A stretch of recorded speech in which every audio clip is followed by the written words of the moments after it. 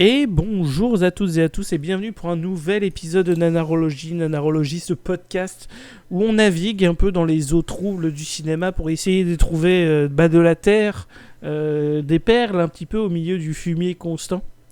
Et nous en sommes aujourd'hui à notre 69e chronique, nice, pour bien sûr les amateurs de poésie. Du coup, on va vous la mettre bien profond pour ce 69e épisode. Oui, on a fait bien plus d'épisodes en général en comptant tous les commentaires machin, mais en chronique pure de film, c'est notre 69e. Et pour l'occasion, écoutez, on a du beau monde, hein. Quasiment tout le monde est là, sauf notre bon Jason, qui je ne sais pas pourquoi, il est peut-être fan du réalisateur et s'est dit non, je ne veux pas. Il a choisi de faire l'amour et pas la guerre, voilà, c'est tout. Voilà, c'est très bien pour lui. Mais non, nous on va faire un peu la guerre aujourd'hui. Donc nous avons, vous avez déjà entendu sa voix suave. Zach, comment vas-tu ? Ça va super. J'ai envie de jouer à clair-obscur, je veux pas rester là. Ah on parle d'un autre truc français, là, ça va. Oh. C'est pareil, ton machin. Finissons-en. Clair-obscur, Dracula. C'est fini. Très bien, oui. J'ai pas encore joué à clair-obscur. C'est très bien. Alors je le fasse un jour. Ouais, non, je sais. Faut pas écouter les gens qui disent que c'est le meilleur truc de l'univers, mais c'est très bien. Ok. Voilà. Ça me va. Très bien. Nous avons donc Elodie aussi avec nous. Comment vas-tu, très chère ? Ça va très bien. Et en parlant de clair-obscur, mon homme l'a platiné. Donc il m'a dit que c'était très bien. Voilà. Voilà. Ah, ton mec, c'est un puant. Voilà. Faut dire qu'en même temps, il a été en arrêt à cause de son dos pendant une semaine. Donc il a eu le temps. Oh, le petit joueur. Ça aide. Alors, en parlant d'OPT, justement, notre dernière personne.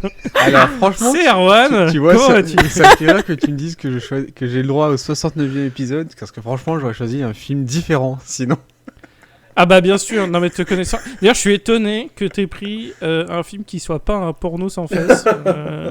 Parce que vraiment, d'habitude, c'est ce que tu nous proposes. La première scène, quand même, alors, voilà. On a eu des doutes. Oui. Il y a un hommage, c'est un hommage à la première scène. On a du cucu. On a du cucu ici et là. On a du tété ici et là. Il y a des trucs. Mais c'était pas aussi violent et direct que ce que tu nous proposes d'habitude. Ouais, voilà. Là... Après, la violence était tout de même présente, hein, on va pas se mentir. Puisque vous avez vu le titre, nous allons parler donc de Dracula. Alors, il y a combien de films Dracula ? 1 million, donc on va vous parler... 1 million, Larmina, est-ce que vous vous rendez compte ? Non, on va vous parler du Dracula de 2025, qui s'appelle également Dracula A Love Tale. Il y a les deux titres, et donc c'est celui réalisé par... Luc Besson. Ouais. On va enfin parler de Luc Besson. On va Ah. passer un bon moment. Erwan, c'est ton choix. Pourquoi est-ce que tu as choisi ce film ? Je sais que tu es très fan du réalisateur, mais on aurait pu prendre un autre film de Luc Besson. Pourquoi Dracula ? Dis-nous tout. Parce que, pourquoi Dracula ? Parce qu'en plus, j'en ai entendu récemment parler, je sais plus pourquoi, sûrement un truc au hasard. Et j'étais là en train de me dire, mais c'est vrai que Luc Besson existe, et quelle immense merde. Et du coup, je me suis dit...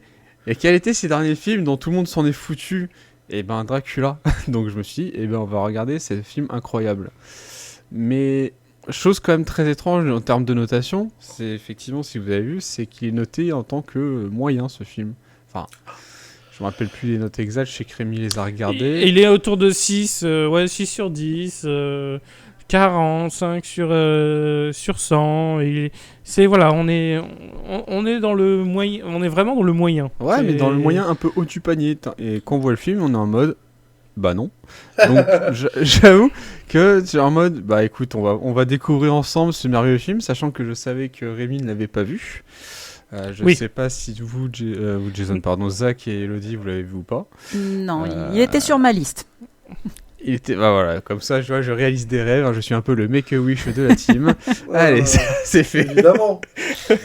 Qui a un cancer ici. Mais donc... et comme pour Make-A-Wish, j'ai envie d'en finir.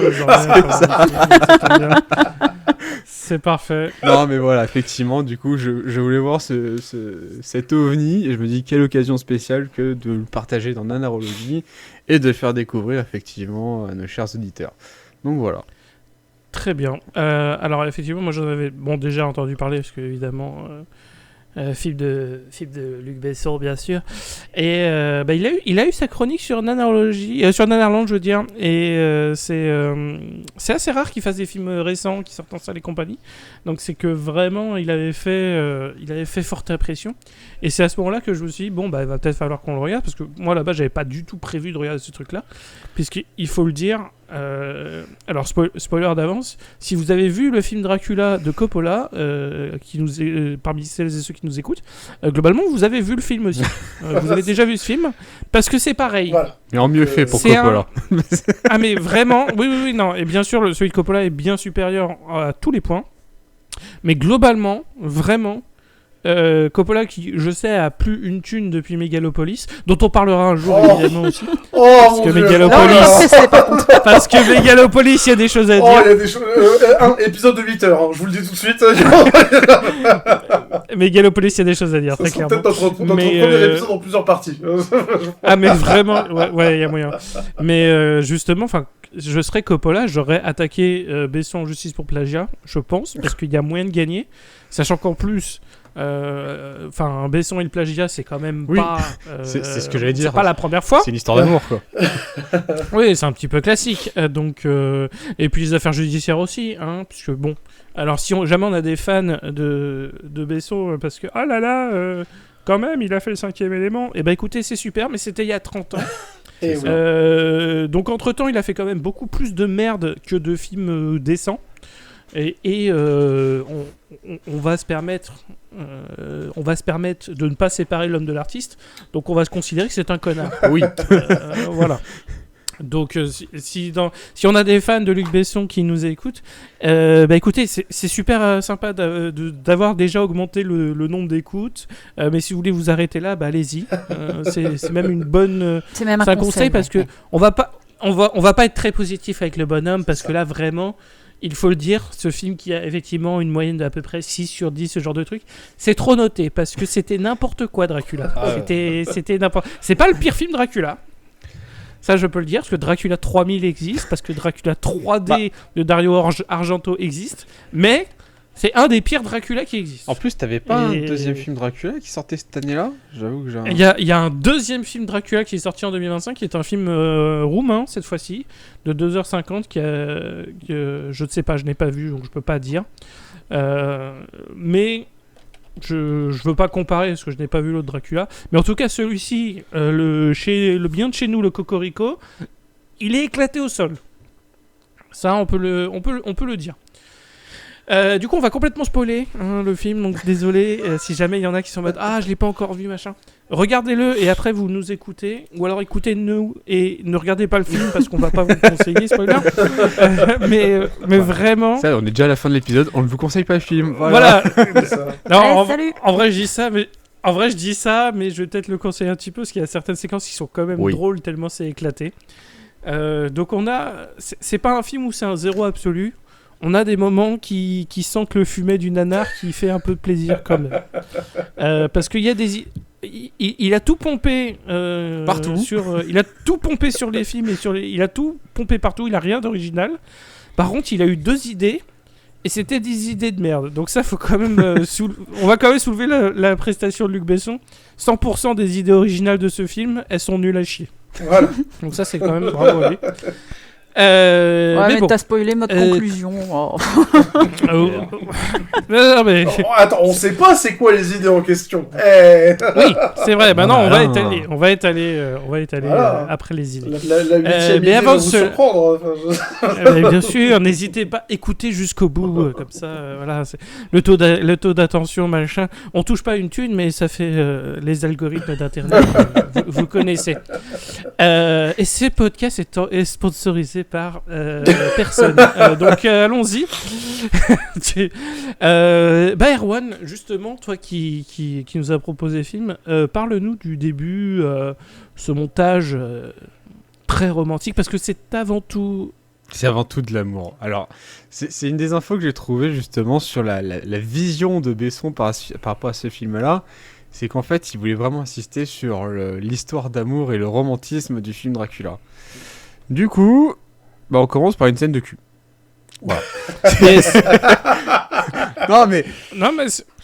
Après, pourquoi tu veux que je fasse. c'est le romantisme de Luc Besson. C'est la fin du romantisme, tu vois. Mais c'est des scènes quand même très bizarres où t'as à la fois l'impression que c'est du cul, mais que t'as l'impression que c'est des enfants de 10 ans qui jouent dans un lit parce qu'ils jouent sous les couettes, à se faire une bataille d'oreillers, se balancer des pétales. Enfin, j'avoue que c'est un peu bordélique comme amour. Du cul et des enfants de 10 ans, ouais, c'est très Luc Besson. Hein. Oui, on est complètement. On est dans la thématique. C'est moi, on est sur le tournage de Jeanne d'Arc. Là. Non, mais c'est vrai que le début du film, c'est vraiment un micro-cul avec des ambiances gaminerie et compagnie. Mais heureusement, c'est vite arrivé parce que l'armée ottomane attaque le pays de la Roumanie. Voilà. Tout à fait. Et alors, pourquoi est-ce qu'on parle de cette scène ? Parce que bon, il y a du cul machin. Parce qu'en fait, il va y avoir beaucoup, spoiler, de flashbacks après sur cette relation d'amour entre notre bon Dracula et sa chère et tendre. Et sa Elisabetta, comme il l'appelle. Et en fait, le problème, c'est que comme il y a que des scènes de cul entre eux, à chaque fois qu'on a le flashback en mode ah là là, ils sont vraiment amoureux, c'est vraiment juste tu les vois baiser. Donc, c'est ça. Le béaba. Il n'y avait rien d'autre en fait. Le béaba d'une histoire d'amour au cinéma, c'est qu'on arrive à s'attacher aux personnages et qu'on ressente leur alchimie. Là, pour le coup, à part baiser, on ressent rien. Comment on peut justifier qu'ils sont âmes sœurs, qu'ils sont franchement après je me doute pas que c'était une déesse de sexe, mais bon quand même ça fait léger pour justifier un amour pareil. Bon. Bref. Pour un amour de 400 ans, c'est vrai que t'es en mode c'est vraiment un bon coup. Ouais, mais quand même il y a quand même 400 ans d'attente pour un beau coup, hein. On va pas on va se calmer. Mais c'est sans transition sur une très belle, un très beau plan qui me rappelle également d'autres tournages de Besson, puisque après cette guerre ottomane, notre cher Dracula va donc partir au combat, mais avant ça, il a besoin d'un conseil et pas de n'importe qui, à savoir du pape. Toujours le pape pour les conseils. Tout à fait, bien sûr. Le pape qui avait l'air d'être ami avec Jeffrey Epstein dans ce tournage. Est-ce que je vais me permettre de décrire ce plan parce que je veux pas infliger ça à mes camarades quand même. Mais globalement, on a un truc où t'as le pape, donc un vieux, évidemment vieux, un peu en surpoids et compagnie. Un Gérard Larcher pour vous le faire. Un Gérard Larcher. Oui, voilà, c'est ça. On est autour du Gérard Larcher sur l'échelle de l'être humain. Et globalement, tu vois qu'il tient bien la tête de Dracula. Et vu le plan de caméra, t'as l'impression qu'il est globalement en train de se faire pomper. Et t'es en mode... Donc là, c'est le pape en train de se faire pomper. Et c'est ça le plan du film. Voilà. Joyeux 69e épisode. Hein. Bien sûr. Le thème, c'est l'amour. Franchement, merci à Besson d'avoir pensé à nous. On peut quand même le remercier. Il s'est dit ça va faire plaisir aux copains de la narrologie. Bon, par contre, Luc, on n'est pas tes amis, donc laisse-nous tranquille. Mais c'est gentil quand même. Et c'est là aussi qu'on va être exposé à un truc qu'on peut dire qui quand même est un point fort. Du film, et ça je le reconnais, c'est point fort objectif. Les costumes, ils sont globalement quand même très bien. Les costumes sont très très beaux. Par contre, j'ai juste un problème avec le costume de Dracula. L'armure, avec le casque, parce qu'il a quand même plein de costumes. Oui, le casque, il doit pas avoir grand chose avec. Ouais. C'est vrai. Alors voilà, c'est pas une question de. Je trouve qu'il est stylé, parce que c'est une tête de dragon, tout est bien. Oui. Par contre, niveau visibilité, faut m'expliquer. Ça c'est.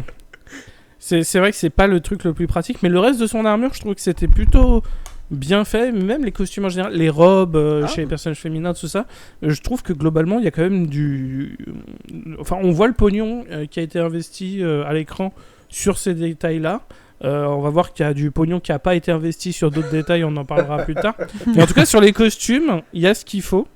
Et d'ailleurs, le film est nominé au César dans cette catégorie. Bon, il y a des chances qu'il gagne en plus, hein, bien sûr. Mais j'espère que ce sera le seul truc qui va gagner. Après, on est dans un monde où Suicide Squad est oscarisé pour les meilleurs costumes et Non, maquillages. pour le maquillage face à Star Trek, hein, et ça... Face à Star Trek, bien sûr, mais bon, voilà, ça fait longtemps que je n'ai plus foi en rien Oui. de ce côté-là, bien sûr, mais bon. Alors, pour les costumes, justement, je viens de voir l'info, c'est que c'est un armurier britannique qui a fait tout ce qui est la partie armure. Donc c'est un mec, généralement, c'est son métier de faire des armures. Donc tu te dis, ok, c'est pour ça que c'est bien fait. Ok, bah à part le casque, où il s'est un peu chié, c'est le le reste... stagiaire qui s'occupait du casque ou c'est... a été bourré. Ou alors, il restait 15 minutes avant qu'il doit livrer les trucs, il fait merde. Comment ça, il doit voir il s'est gouré et il a livré la maquette en papier mâché. Il a gardé son casque. Et comme Luc Besson est con, on a dit oh bah c'est vachement bien. En plus c'est tout léger. Ouais. Oh, en plus il y a du pâté dedans. on va pas vanner Besson sur le fait qu'il est en surpoids, on va le vanner sur le fait que c'est un connard. On est comme ça chez Nanarologie. On choisit nos combats. Exactement. Et aussi, alors c'est là qu'on a une anecdote intéressante sur le tournage, auquel je refuse d'accepter son existence, hein. Mais c'est un fait. L'acteur principal qui est donc Caleb Landry Jones, qui était déjà le héros d'un précédent film de Luc Besson, à savoir Dogman, qui était également une merde. Il a pris des cours avec un coach pour avoir un accent. Et alors, je ne sais pas, je sais que vous l'avez regardé en VF, donc je vais attendre après d'avoir votre avis sur la version française. Mais en tout cas, en VO, il y a clairement un accent. Ça, c'est un fait. Par contre, qu'il y a eu besoin d'un coach pour sortir un accent qui, globalement, des fois, on est dans du niveau Borat en termes de parodie. Et effectivement, je suis en mode, bon, je pense qu'on se fout un petit peu de notre gueule quand même. Mais alors, vous, en VF, qu'est-ce que ça a donné ? Bah, en VF, ça fait vraiment un accent roumain, tu sais, avec l'intonation, enfin, il n'y a rien de particulier, je trouve, en VF. Ok, voilà. En VF, ça va. Okay. Jean Reno version rollerball, quoi. Ah, ça reste mieux que Jean Reno qui imite l'américain dans Godzilla. C'est pas autre difficile. grande scène. Du coup, alors, bon, on est des gens... On n'est pas sexistes dans l'analogie, donc on a laissé les hommes parler de cul. Maintenant, on va laisser Elodie parler d'action, de gun et de bagarre. Bon, il n'y a pas de gun parce qu'on est en 1400... dans 1480, tout à fait. Mais du coup, est-ce que tu pourrais nous décrire un petit peu cette attaque ottomane qui se fait... pour introduire, parce qu'à ce moment-là, pour donner juste tout petit peu de contexte, Dracula n'est pas encore un vampire. Il est encore humain, c'est encore juste le prince de Valaki, ouais, et donc en gros c'était une guerre qui opposait à l'époque l'Empire austro-hongrois, on va dire, avec les Turcs de l'Empire ottoman, et comme la Roumanie, enfin l'actuelle Roumanie, parce qu'à l'époque c'était pas la Roumanie, était pile à la frontière entre les deux, bah forcément ça se bastonnait, et notre ami Dracula donc était chargé de protéger la frontière. Et nous avons donc les Ottomans qui attaquent avec superbe effet de grandes lignes de feu. Oui. Alors je sais pas si c'est parce qu'il n'y avait pas assez de figurants et que donc le feu fait qu'on en voit moins, mais en tout cas c'est pas impossible. Le montage est un peu épileptique, mais c'est pas honteux, je dirais. Ça va. Non, c'est juste le montage est un peu naze, mais ça va. Ça essaye juste d'être l'intro de Gladiator, mais bon, avec les moyens du bord, quoi. Voilà. On insiste sur le mot, il a essayé. Très clairement, c'est le plus important. Et je dis, en parallèle de ça, on voit que l'amour de la vie de Dracula, donc la princesse Elisabetta, est mise en sûreté. Donc il l'escorte en dehors du château pour l'emmener à une autre propriété plus sûre, certainement. Et le convoi se fait attaquer par des sales Ottomans qui tirent sur les gardes, et la princesse est obligée de fuir toute seule à cheval. Que va-t-il lui arriver ? Tout à fait. Tout à fait. Alors, justement, juste un petit point avant. Alors, on est sur une œuvre de fiction, bien sûr. Mais si jamais on a des gens qui sont passionnés d'histoire qui nous écoutent, oh, oui. vous êtes peut-être déjà dit, mais pourquoi il y a le pape en Roumanie en 1400 alors que c'est pas du tout un pays. Ils sont orthodoxes, il me semble. Donc il n'y a pas du tout ce respect-là. Alors, sachez que c'est dans ce même film où il y a un panneau qui indique la France depuis la Roumanie, alors qu'il n'y a aucune frontière commune. Voilà. Et il faut rappeler que ça a été écrit par un Français. Donc voilà, Français nul en géo, hein, Luc Besson, hein, c'est lui qui a écrit spoiler. Disons qu'il l'a aussi bien écrit que ses bouquins Arthur et les Minimoys. Donc voilà, il n'y a pas eu trop d'efforts de recherche. Il me semble que ça se passe au moment de l'exposition universelle à Paris.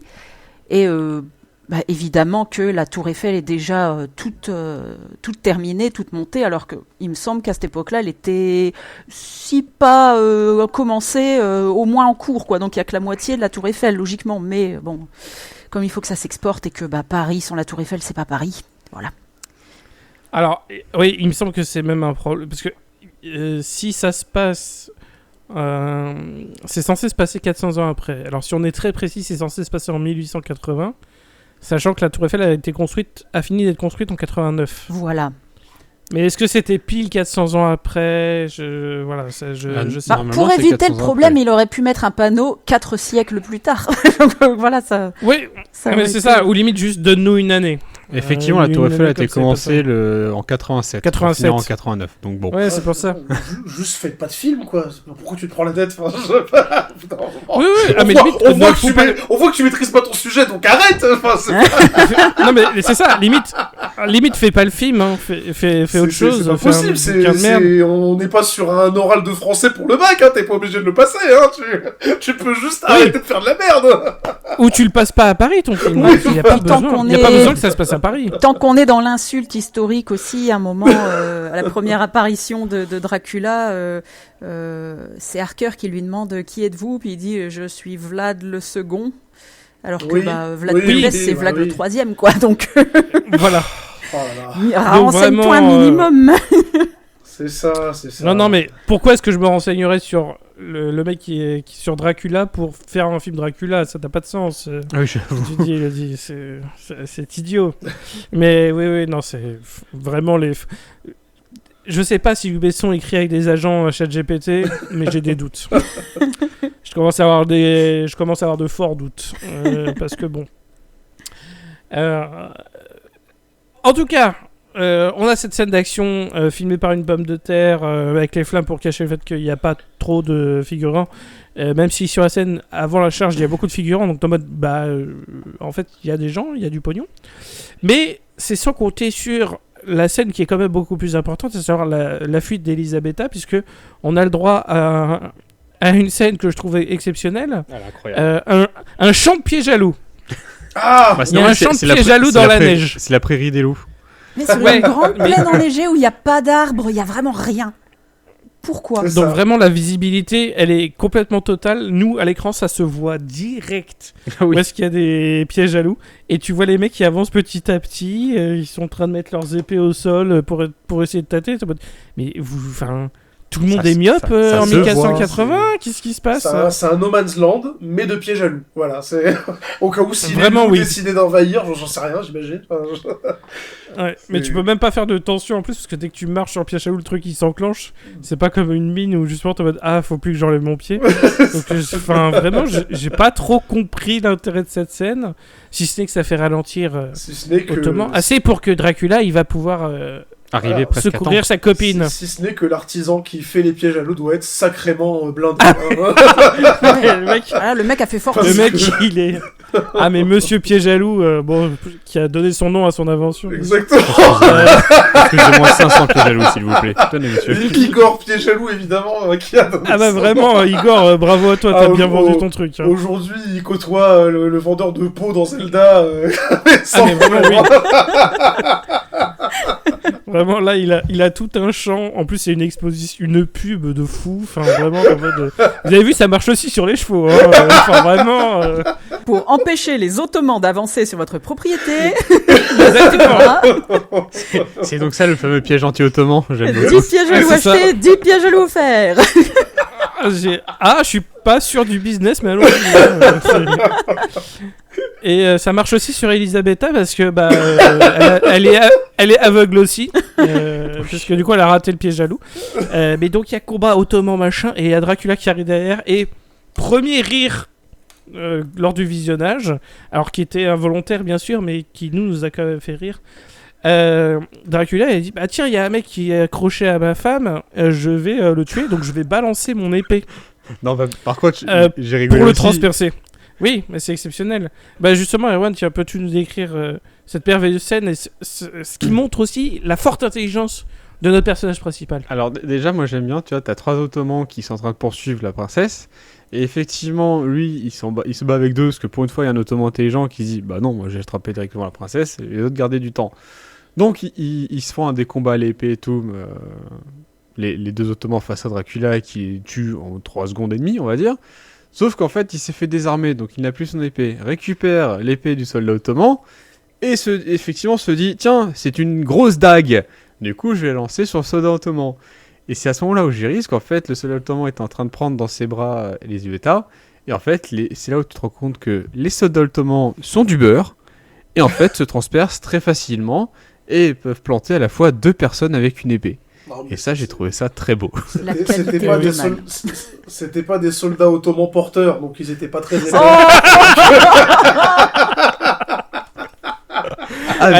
Il aurait dû taper avant pour voir si... je peux transpercer ça ou... Ils étaient faits en BA13 de mauvaise qualité, donc...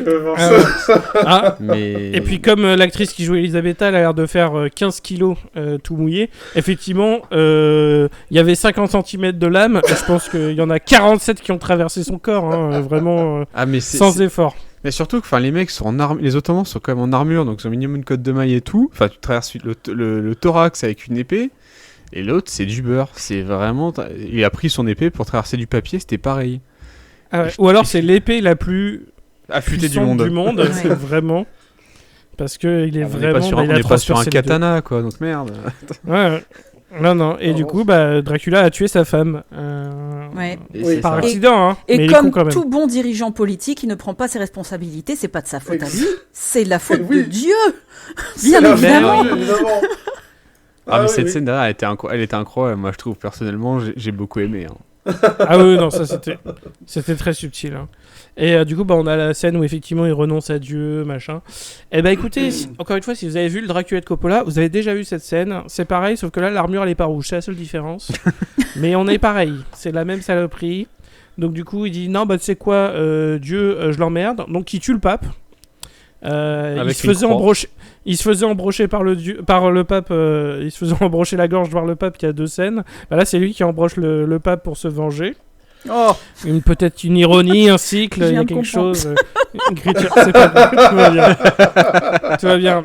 Il y aura des sous-entendus sexuels parce qu'encore une fois, on parle d'un film de Luc Besson. Et c'est le 69e épisode. Et c'est le 69e épisode, évidemment. Évidemment, il y a un peu de cucu. Anecdote intéressante. Regardez la relation entre Luc Besson et Mai Wen sur Internet quand vous aurez du temps, messieurs dames. Vous verrez, c'est très très bien. Ça vous donne pas du tout envie de lui péter la gueule. Du coup. Sans transition, ça y est, il est contre Dieu, donc maintenant, full vampire, c'est bon. 400 ans dans le futur, donc en 1880 et quelques. Un peu plus parce que la tour Eiffel est déjà présente, mais bon, on n'est plus à ça près. Hein. Oui, ça se trouve, il y a d'autres conneries. Enfin, à un moment, il sort son téléphone. Je me dis, non, mais il n'y a plus tellement d'efforts fournis. Voilà. Mais c'est là qu'on va avoir la meilleure actrice du film. En tout cas, la plus actrice du film, parce qu'elle a décidé de jouer sous cocaïne. Et c'est super. Zach, est-ce que tu pourrais nous parler de Maria, s'il te plaît? Oh là là. Nouveau personnage qui est introduit. En même temps que notre cher Christophe Waltz. Exactement, bah oui, il faut quand même commencer par ce cher Christophe Waltz qui... qu'est-ce qu'il fait là? Qu'est-ce qu'il fout là, encore une fois? Mais qu'est-ce qu'il fout là? Oui. C'est pas parce que tu peux bosser dans des productions européennes du fait que tu parles toutes les langues du monde et que tu peux faire de vrais bons accents que... Je peux intervenir parce que j'ai entendu Christophe Waltz et du coup ça m'a fait rire quand t'as dit le mec il vient partout. Voilà. Ah oui. Oh là là, au secours. Donc oui, Christophe Waltz qui est censé être super Super, comment dire, super évêque Van Helsingesque sur ses heures perdues. Oui, parce que c'est jamais révélé. Allez savoir. Son nom de personnage, c'est le prêtre, mais c'est très clairement Van Helsing. Bon voilà, donc expert en vaudou et autres démoniaqueries.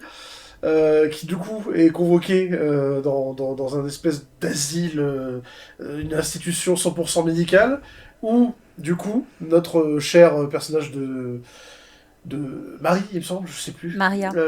Maria, voilà, a été enchaînée et retenue dans une cellule à l'abri de la lumière et tout ça, quoi. Et il arrive, il l'ausculte vaguement. Et il peut déjà te sortir absolument tout son pédigré d'une seule traite en disant voilà ce qui s'est passé, elle aime pas la lumière, elle aime pas... Enfin, bref, en gros, il a déjà vu le film, quoi.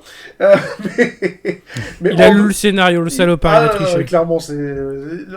s'il y en avait un qui était pressé, à mon avis, que le tournage se termine, c'était lui. Mais bon, au-delà de ça, le truc qu'on retient bien entendu de la scène, bah, c'est l'acting de Maria, qui est...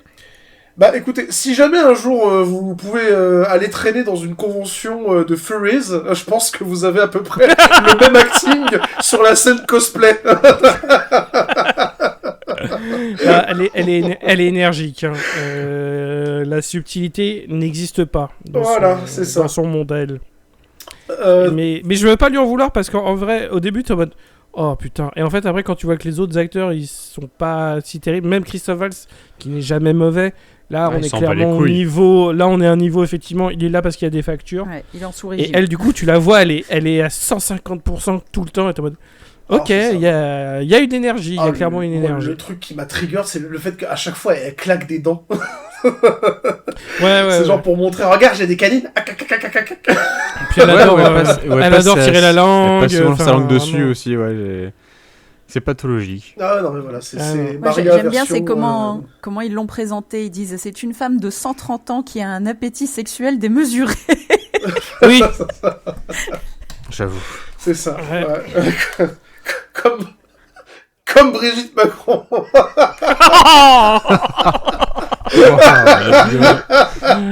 Si Brigitte nous écoute, elle va te faire foutre. Je te laisse mon numéro. Hein. Désolé Zach, t'es trop vieux. C'est pas fou. Allez. Non mais on a parlé d'un vampire. Brigitte Macron serait plus dans la momie. Hein, mais bon, allez, allons-y. Du coup, effectivement, elle est. C'est une des personnes c'est une vampire spoiler qui a été directement transformée par Dracula, parce qu'on va apprendre un peu plus tard qu'il a tourné quelques personnes en vampire pour faire ses basses besognes. On aura un peu plus de détails sur ses basses besognes un peu après. Mais globalement, elle est là pour nous dire il y a Dracula qui arrive à Paris. Mm-hmm. Voilà, donc ça va être super. Et c'est là que du coup, on a introduit un autre personnage très important dans la mythologie Dracula, Harker. Le personnage qui t'a fait le plus grand effet, d'après ce que j'ai compris. Vraiment oui. Parce que, alors, en fait, c'est assez historiquement, je trouve que c'est assez marrant parce que, même dans le film de Coppola, Harker, qui est donc le personnage joué par Keanu Reeves dans celui de Coppola, c'est largement, j'adore Keanu Reeves, hein, mais c'est largement le pire acteur dans Dracula. Ça se voit qu'il joue pas bien, en comparaison. Il est pas à l'aise dans ce rôle, ça va pas bien. Mais au moins, on se rappelle de lui.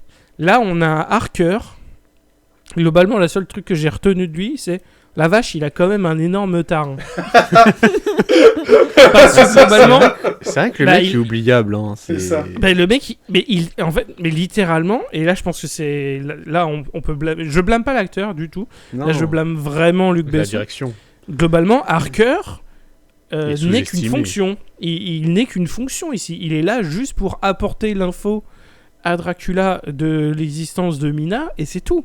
Après, il sert à rien dans l'action. Il est même plus... Enfin, après, il ne fait rien. Ouais, il est présent au début et à la fin du film. Mais à la fin, c'est en mode, au fait, j'ai ça comme info. Pareil. Ouais, enfin, c'est pas le personnage le plus puissant. Enfin, c'est pas... Voilà, mais il est quand même assez important dans Dracula. Même dans Nosferatu, où c'est plus hardcore. Mais bon, c'est pareil, parce que Nosferatu, c'est une version B de Dracula, hein, bien sûr.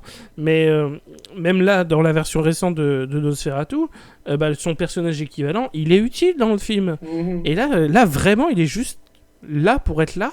Parce qu'après, le mec, c'est une plante. Bah oui. Bon, et pourtant, c'est pas comme s'il avait pas vécu des trucs de dingue. Je veux dire, à mon avis, rien que son trajet de retour, tu peux déjà faire The Revenant avec ça. Hein, tu peux faire un film pour expliquer. Parce que le trajet du retour, en plus, il l'a fait en 6 heures. Hein, mais ça, on en parlera après. Mais effectivement, le TGV Roumanie-Paris, là, il a l'air de bien tourner à cette époque-là. Parce que vraiment, ça, c'est parce que la France, c'est à côté. C'est un détail encore. Oui, c'est vrai. Mais du coup, Harker, c'est un jeune avocat, globalement, qui est là qui est envoyé justement auprès de Dracula, un petit peu sans le savoir, pour être un pion, et qui va gagner en importance indirectement de par sa relation. Mais à la base, il était envoyé pour justement n'être là que pour dire au fait, c'est bon, on a retrouvé ta copine. Lui, c'est juste un pion sans s'en rendre compte. Et c'est là qu'on a le maquillage de Dracula vieux. Oh mon Dieu. Donc je sais pas... Oui, bah tiens, Elodie, qu'est-ce que t'as pensé de ce maquillage de Dracula vieux ? Bah, je crois qu'on a tous vu cette image parce que c'était une des premières images officielles du tournage et ça a tourné sur les réseaux sociaux à l'époque où c'est sorti. C'est un croisement entre Palpatine et Grand-mère Yetta, quoi. En gros, ça se décrit pas en fait. C'est censé être inquiétant. Et t'as plutôt envie de rigoler, quoi. Comme beaucoup de choses dans ce film, d'ailleurs. Oui, non, ça, oui, d'ailleurs, enfin, c'est vraiment pas filmé comme étant un truc d'horreur du tout. Du coup, effectivement, le maquillage assez moche. Hein. Enfin, il y a pas trop de, il y a rien d'autre à dire. C'est laid. Ça fait vraiment la version encore une fois, c'est là qu'on voit c'est pompé. Même au niveau de coiffure machin, on est sur la version vieille de Oldman dans tout ça, mais c'est moins bien. Je sais pas, c'est vraiment là c'est bizarre. Le pognon on le voit et en même temps on le voit pas parce que le costume de vieux est bien. Mais le maquillage de vieux est pas bien. Oui, et l'acting de vieux marche pas aussi. C'est-à-dire que vraiment, quand tu vois qu'il chope sa torche à l'arrivée de la torche de Hartman et qu'il il l'éteint en la prenant bien fermement, l'air de dire allez hop, j'éteins le brasier, je fous ça dans un pot.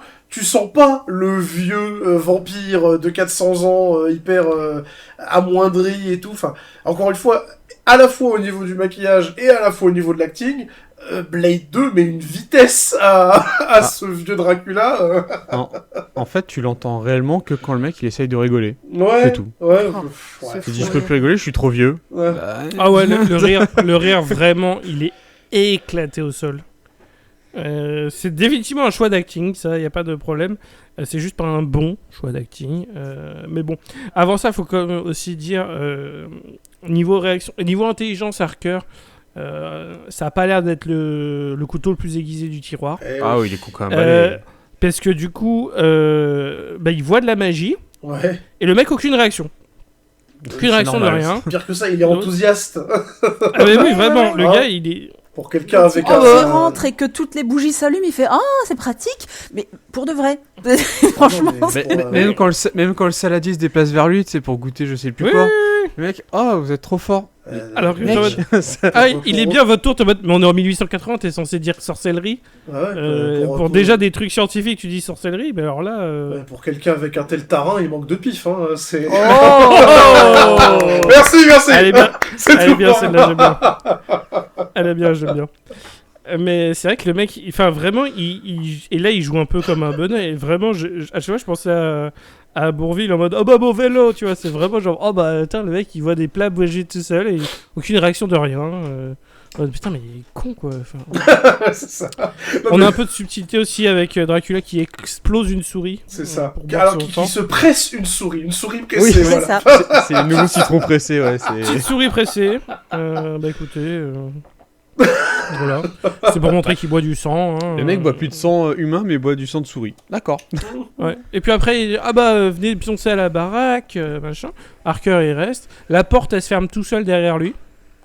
Personne ne touche la porte elle se ferme. Harker, tranquille. Hein, oui, non, mais voilà. Harker, il a juste accepté l'idée que tout le château tournait sur Unreal 5. oui, c'est voilà. Vraiment... c'est sympa. Il a l'air sympa, votre jeu vidéo, là. C'est quand même...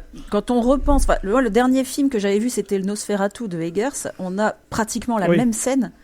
Et la différence de ton entre les deux, alors qu'il se passe exactement la même chose, c'est fou. C'est fou, hein. Comme quoi, tu mets 2 scripts dans 2 réalisateurs et tu n'obtiens pas le même résultat. Hein. C'est fou, hein. Parce que là... Ah non, vraiment, là, il n'y a aucune tentative de tension. Après, c'était pas ce qu'il voulait raconter. Il voulait vraiment se concentrer sur le côté romantique du truc. Mais bon, t'as un vieux vampire dans un château hanté et le mec, il a plein de magie. Bah, je sais pas, un petit peu de tension, ça fait quand même pas de mal, quoi. Mais bon...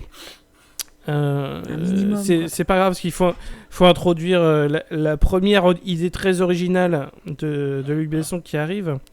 Du coup, je vais me permettre. Si vous avez, alors spoiler, si vous avez vu Moi moche et méchant, on est globalement dans le même ordre d'idée. Du coup, il y a comment ça s'appelle, Harker qui est en mode. Bon, bah, je vais aller fouiller parce que là, je m'ennuie, il y a des bruits bizarres, etc. Oui. Il va dans la chambre où dort Dracula. Et, spoiler, son lit, c'est un cercueil, puisque c'était un vampire. Et, du coup, au moment où il découvre ça, et il se fait assommer parce qu'on va voir être une gargouille. Et celle du bossu Notre-Dame, voilà. Et voilà, on est dans la gargouille, effectivement, bossu Notre-Dame. Et il faut le dire... Cette idée d'avoir une petite armée de gargouilles, nul à chier. Ouais. Nul à chier. Elles apportent rien. Non, ça sert à rien. C'est à aucun moment du film, tu dis ça peut avoir une utilité cool, machin. Non, que dalle.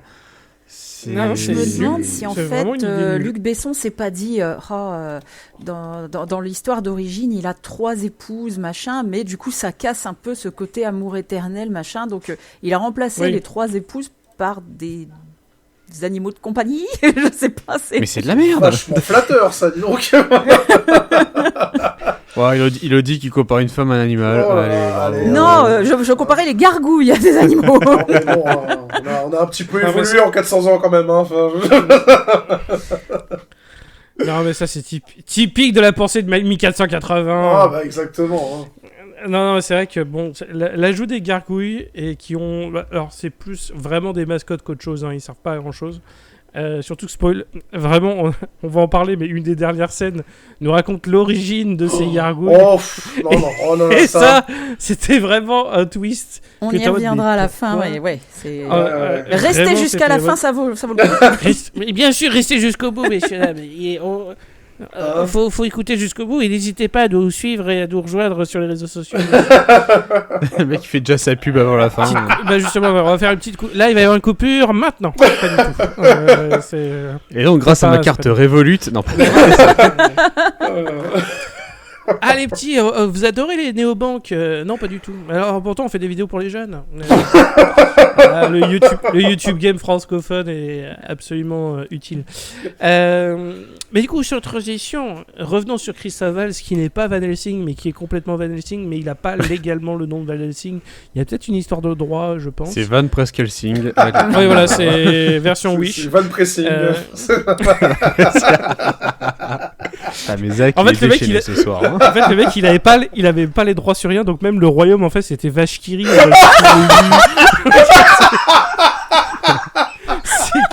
C'est que des trucs où c'est presque le nom. C'est constamment presque le truc. Et du coup, c'est un enquêteur, et lui, il enquête en reniflant des trucs. Voilà. Et il renifle des trucs dans la chambre de Maria pour enquêter sur pourquoi c'est une vampire, machin, etc. C'est ça. Zach, est-ce que tu peux nous parler d'un très beau flashback parce que du coup, Harker a un dernier souhait avant de mourir, c'est connaître l'histoire de Dracula. Et du coup, Dracula va raconter son histoire. Est-ce que tu pourrais nous raconter cette histoire de Zach, s'il te plaît? Beaucoup d'émotions, s'il te plaît. Pour moi, c'est là que le ventre mou du film commence. On va pas se mentir. Oui. Et on est à peine 40 et quelques minutes de film. Hein. Le flashback en lui-même commence de manière marrante et a une idée nouvelle qui est nulle à chier, on en reparlera. Mais c'est vrai que le film dure un peu plus de 2 heures. 2h09, générique inclus. Et il n'y a pas besoin qu'il dure 2h09. Très concrètement, il y a beaucoup de parties où tu es en mode ça n'a rien à faire là. Moi, je l'aurais pas mis dans le film, mais Luc Besson, il l'a mis dans le film. Hein. Donc voilà, on se le tape. Donc vas-y, dis-nous tout, je ne t'interromps plus. Donc, du coup, après avoir, fait son papécide, on peut dire ça comme ça. Après avoir... Je sais pas comment on qualifie d'avoir tué un pape. Bonne question. Je sais pas. Bref. Après l'avoir 3 cystoscopes directement.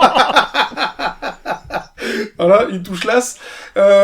Du coup, notre cher Vlad, totalement inconsolable d'avoir perdu sa bien-aimée, se convainc lui-même qu'en fait, une âme aussi pure et chaste que sa chère et tendre Elisabetta ne peut pas être directement allée au ciel, et forcément que, même si elle est morte, elle va se faire plus ou moins ramener à la vie, ressusciter sous une forme autre, quoi que ce soit. Du coup, il part à travers le pays, le monde, ou quoi, même pour pouvoir la retrouver.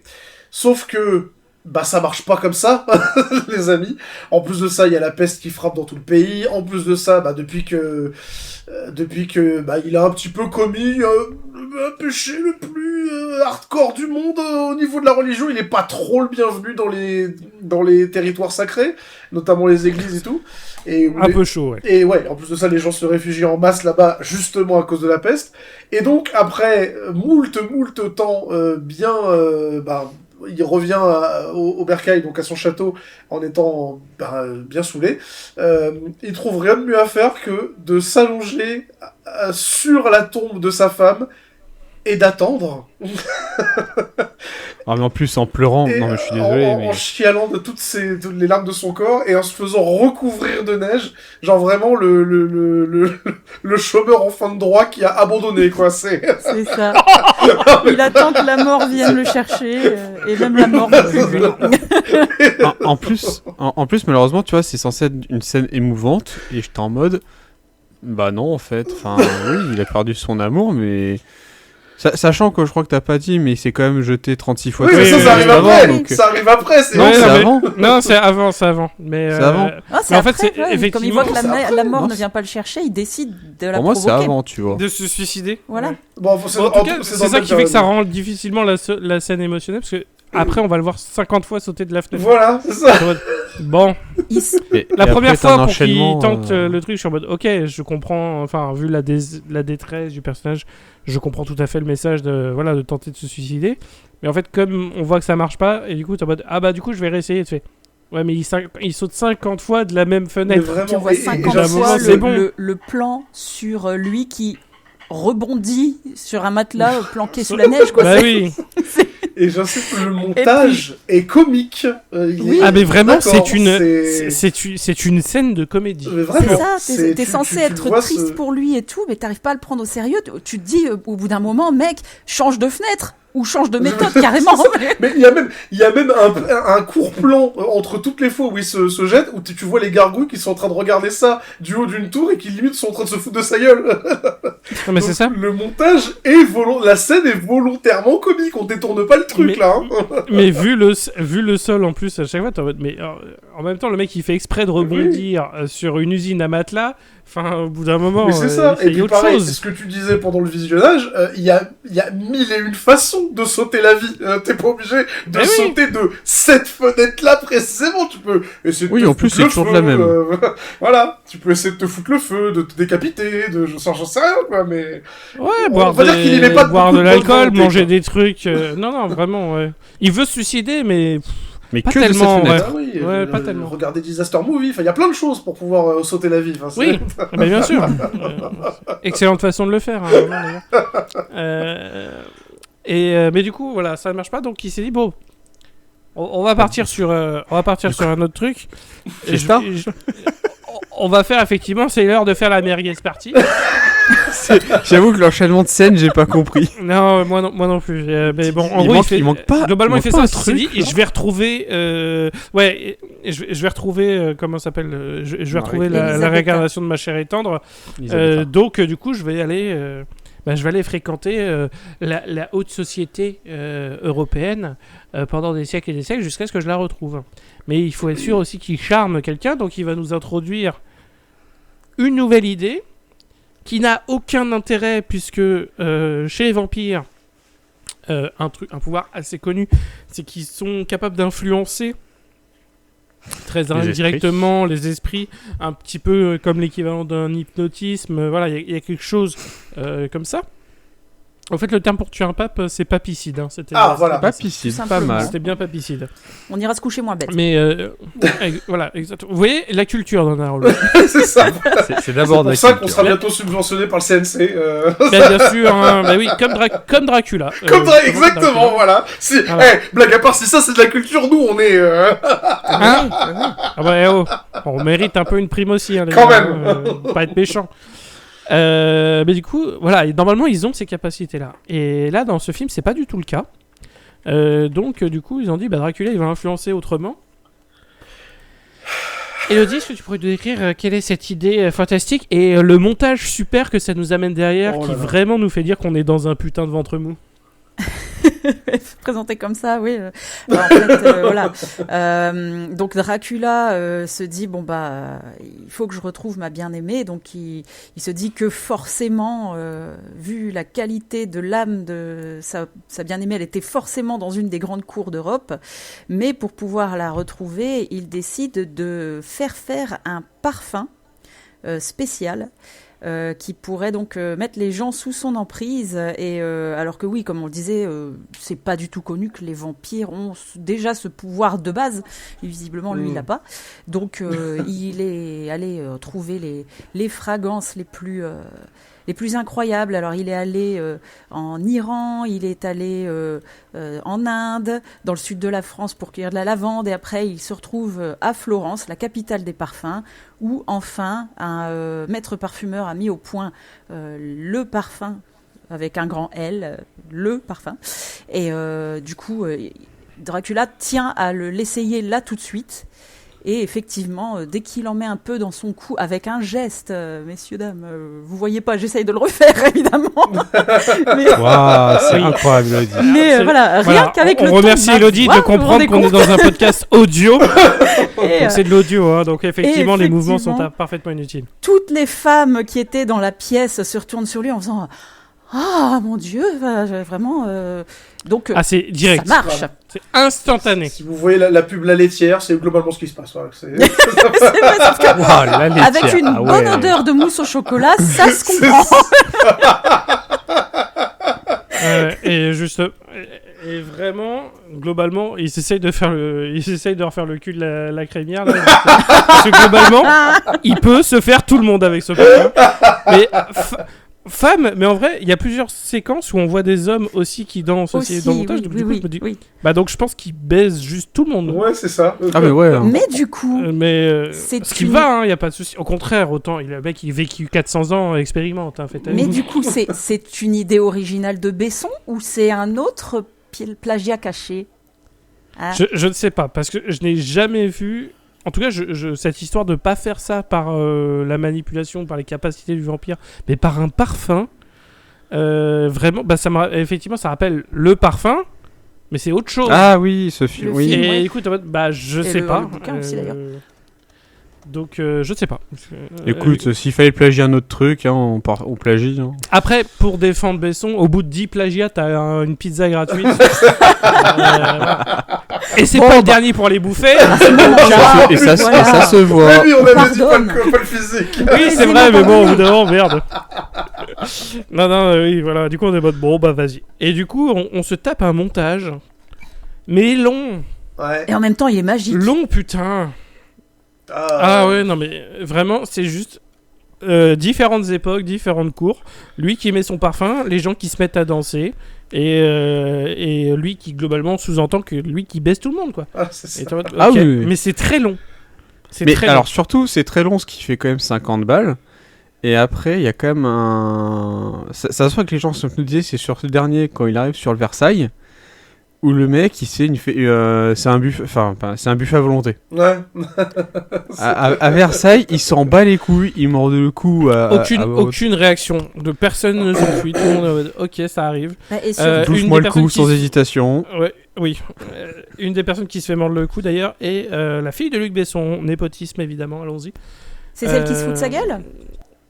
Oui, c'est ça. D'accord. C'est la fille de Luc Besson qui jouait dans un autre film de Luc Besson dont on parlera sans doute un jour, Arthur et la malédiction.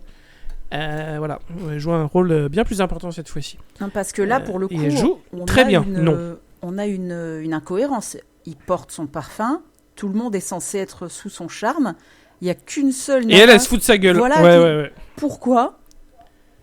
Ça n'a pas de sens qu'elle résiste. Ouais. Pour moi, c'était un début de scénario. Genre, je me suis dit, est-ce que peut-être après, je sais pas, 200 ans à utiliser la même combine, il y a genre une immunité biologique générale. C'est un peu comme un Covid long, si tu veux. Ou alors le parfum, il s'est éventé et donc il sent moins bon. Je sais pas. Genre, l'humanité a appris à résister à Chanel, tu vois. Le mec, il s'est mis des parfums, mais il a bouffé des oignons, du coup, t'as ça marche moins bien. Ok, peut-être que c'est ça. Mais non, il n'y a pas de twist, c'est juste elle résiste pour aucune raison, qui fait que le script ne tient pas, la capacité du parfum, du coup, n'est pas logique. Parce que ça marche sur tout le monde sauf sur elle, ce qui n'a pas de sens, mais bon, ça peu importe. Ouais, mais maintenant, si on cherche du sens... Hein... Oui, non, mais ça, voilà. Donc, bon, et du coup, après, j'en ai marre des vieux, donc je vais transformer les gens en vampires. C'est le truc qui le trigger, et du coup, il transforme tout le monde en vampire, dont ça. Maria, qui date de cette époque-là. Dont Maria, justement. Et c'est là que, du coup, il se dit, c'est un peu mes agents pour essayer de retrouver la réincarnation d'Elisabetta. Voilà, c'est ça. On en profite pour avoir un plan en accéléré avec les gargouilles qui ramènent du pognon sur une table. C'est un plan nul à chier, mais c'était marrant. On pourrait mettre le thème de Benny Hill dessus, que ça marcherait bien. Donc, j'ai pas compris. Non, mais il n'y a rien à comprendre, c'était con. C'est ça, en fait, les gargouilles lui ramènent plein de trésors, peut-être pour lui remonter le moral, je sais pas, mais en tout cas, ça lui permet d'acheter différentes propriétés, et c'est pour ça qu'il a acheté une propriété à la boîte de notaire, à l'étude de notaire de Harker. Et tout à fait. Voilà. Ouais. Tout est lié. Avant, c'était un pauvre prince sans le sou avec un château immense et des gargouilles. Maintenant, il pèse dans le game, j'imagine. C'est ça que ouais, mais après, pour sa défense, l'inflation, les sesterces de 1480 ne valent pas les sesterces de 1880. Exactement. Toute l'or là dans la pièce, c'était vraiment pour se faire un Uber Eats, quoi, c'est tout. Mais vraiment, oui. Enfin... justement, là, quand il se fait livrer et qu'il dit comment ça, il y a 12 sesterces de frais de service. C'est de la gueule. Qu'est-ce que c'est que ce bordel là. Et donc maintenant, un kebab, c'est 28 sesterces. C'est super. J'ai foutu Génération Testicrousti là. Bon, ça, ils l'ont pas mis dans le montage, mais... On a compris le message subtil de Luc Besson. C'est dans les scènes coupées du Blu-ray. C'est ça. C'est dans la Besson cut, c'est sûr. Elle y est. Et du coup, c'était la fin du flashback. On revient à Harker qui va se la jouer en mode écoute, on va y aller au bluff. Si vous êtes fan de l'amour, écoutez, faut me libérer parce que, écoutez, moi, mon copain, je suis très amoureux. Du coup, il regarde le portrait. Ça alors. Dis donc, ça alors. Je la connais celle-là. Mais attends, elle me dit quelque chose. Je l'ai ken il y a 400 ans, ça, je me rappelle. Et pas qu'une fois. Et bah, c'est la réincarnation. Et bah, pas qu'une fois, parce qu'en plus, on l'a vu. Hein. Ouais. Il y a fait les batailles de Polochon avec. Hein. Bref. Ah bah, ça, peut te dire que on a fait suater l'escalope. Hein. Ça, c'est vraiment l'expression préférée de Rémi. Oui. Ça, anecdote, ça, c'était l'expression d'un ancien collègue, Quentin et moi, qu'on avait. C'était un petit vieux. Vraiment pervers qui justement des fois regardait des photos de meufs et disait alors elle je lui ferais bien suinter l'escalope. Non mais vraiment oui. Ah mais vraiment ce mec était vraiment un gros crasseux. Et du coup en fait cette expression elle était tellement dégueulasse que maintenant elle nous a marqué, elle est restée gravée dans la mémoire. Donc voilà. C'est pour ça que maintenant c'est une expression qui dès que j'imagine un truc de beauf tout de suite je m'imagine ah bah il fait sur un télescalope direct, c'est l'expression qui me revient. Donc voilà. Mais donc effectivement eh ben, la fiancée d'Harker bah, c'est la réincarnation d'Elisabeth Haas qui s'appelle maintenant Mina. Et du coup il dit bah tu sais quoi je vais te laisser vivre mais je t'emprisonne chez moi, moi je me barre, je vais aller me faire ta femme. Et, ta fiancée. Oui, je vais me faire ta fiancée, c'est pas encore ta femme, mais je vais quand même, je vais aller me la faire, mec, parce que c'est elle en vrai. Voilà, alors en fait, nous retournons à Paris où Christophe Valls vient voir le bon docteur, Guillaume de Tonquédec d'ailleurs, qui lui montre une gravure de Elisabetta et qui dit regardez, alors comment il l'a su, ça je ne sais pas, mais c'est cette femme-là que le comte Dracula recherche. Comment il le sait, ça on n'en sait rien. Et là, Guillaume de Tonquédec regarde le portrait et il fait ah mais elle est gauchère, ce qui est très intéressant effectivement. Et puis en gros, c'est vraiment un fun fact. Hein. Voilà, en gros, Christophe Valls lui dit et puis en gros, il est en train de lui exposer dans son journal, voilà, alors pour tuer les vampires, il faut leur planter un pieu dans le cœur, leur couper la tête, etc. Et là, t'as l'assistant du docteur Tonquédec qui arrive, qui regarde la gravure et qui fait ah. Bah c'est rigolo ça. La dame qui est juste à côté et qui attend pour vous voir, c'est son sosie. Donc voilà, quel hasard de dingue. Ouais. Voilà. Ah, c'est vrai que t'es sûr, vraiment. Oh non, elle est là. Juste là, littéralement, dans la pièce à côté. Enfin... Oui, il n'y a aucun effort de recherche qui est là. C'est juste ah bah ça alors. L'excuse officielle, c'est que notre amie Mina, donc parce que c'est elle, Mina est venue s'enquérir de la santé de son amie Maria, qui est internée ici. Et voilà. Ouais, celle qui se caresse les dents. Qui a été très malade. Ouais. Et du coup, ah bah Mina, elle est gauchère aussi, c'est fou, hein, le hasard, hein, incroyable. Enfin, en vrai, en plus, vraiment, l'anecdote sur le fait qu'elle est gauchère, on s'en tape les couilles, parce que littéralement, on a le portrait, donc on le voit avec le visage. Il n'y a pas besoin de dire. Et en plus, elle est aussi gauchère. Il n'y a pas besoin de plus.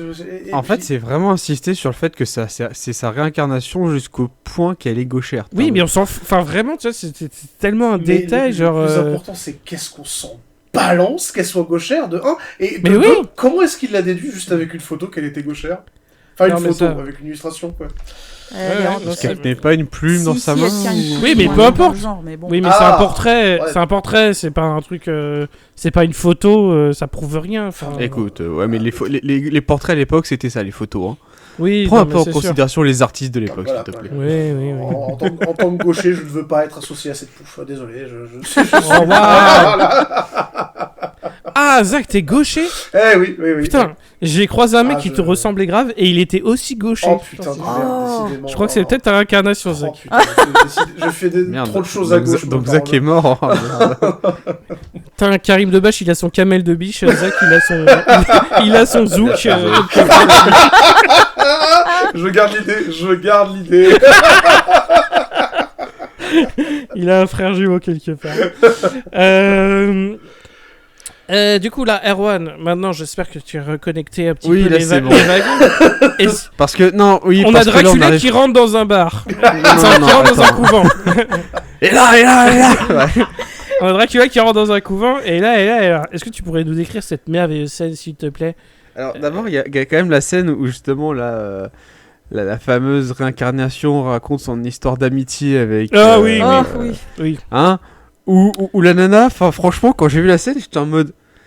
Mais il voulait faire un film lesbien à la base. Ah vraiment oui. Encore une fois, là j'ai retrouvé effectivement l'esprit des sélections d'Erwan. C'est le début d'un porno lesbien sans sexe. Ah ouais, non. Y a rien. C'est la nana, elle commence à lui bouffer le cou, elle attrape et machin. Non, le coup. C'est vraiment Le coup. C'est vraiment un début de préliminaire. Il y a pas d'accent, il lui bouffe bien le cou. Non, mais t'as vraiment un début de préliminaire sur plein de scènes et t'es en mode fin. Jusqu'à l'autre, elle se pète un cas parce qu'elle Ouais, en mode. le jour du mariage, Maria qui craque. Littéralement. Ah ouais. C'est ça. Et le pire, c'est qu'elles coup, viennent de se rencontrer. Ouais.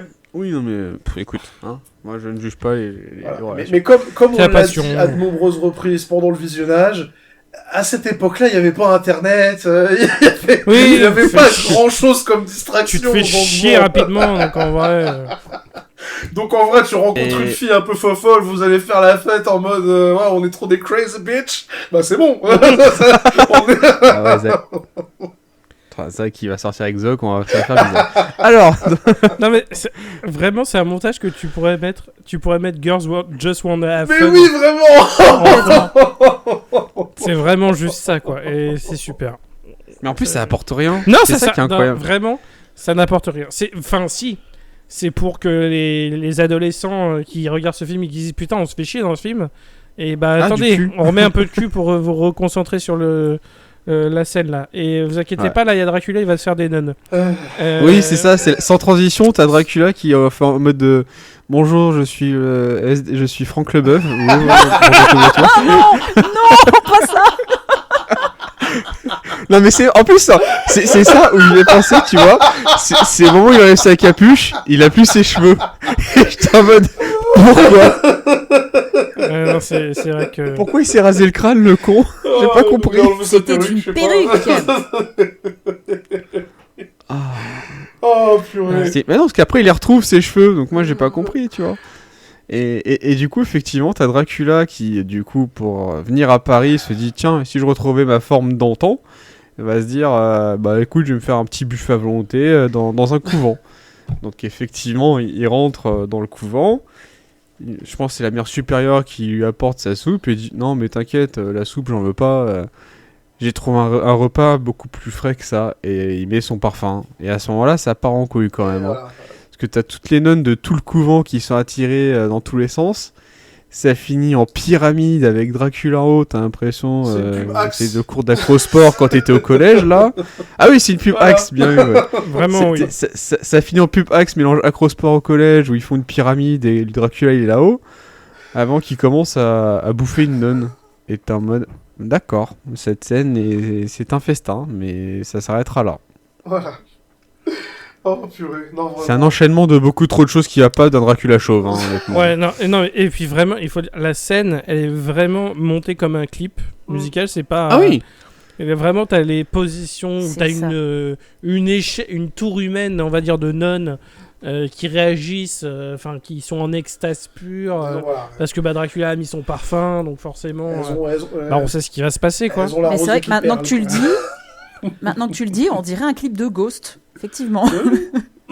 Oui, il y a ça. Mais moins bien, parce que les clips de Ghost, ils sont quand même bien, et ils sont bien filmés d'habitude. J'aime beaucoup Ghost. Donc, moi aussi, j'aime beaucoup. Oui, là vraiment, c'est vrai que c'est filmé en mode... T'as vraiment, je sais pas, est-ce que Luc Besson, il tient la caméra d'une seule main et l'autre, elle est occupée Parce qu'en fait, il a pas besoin de faire ça, quoi. Encore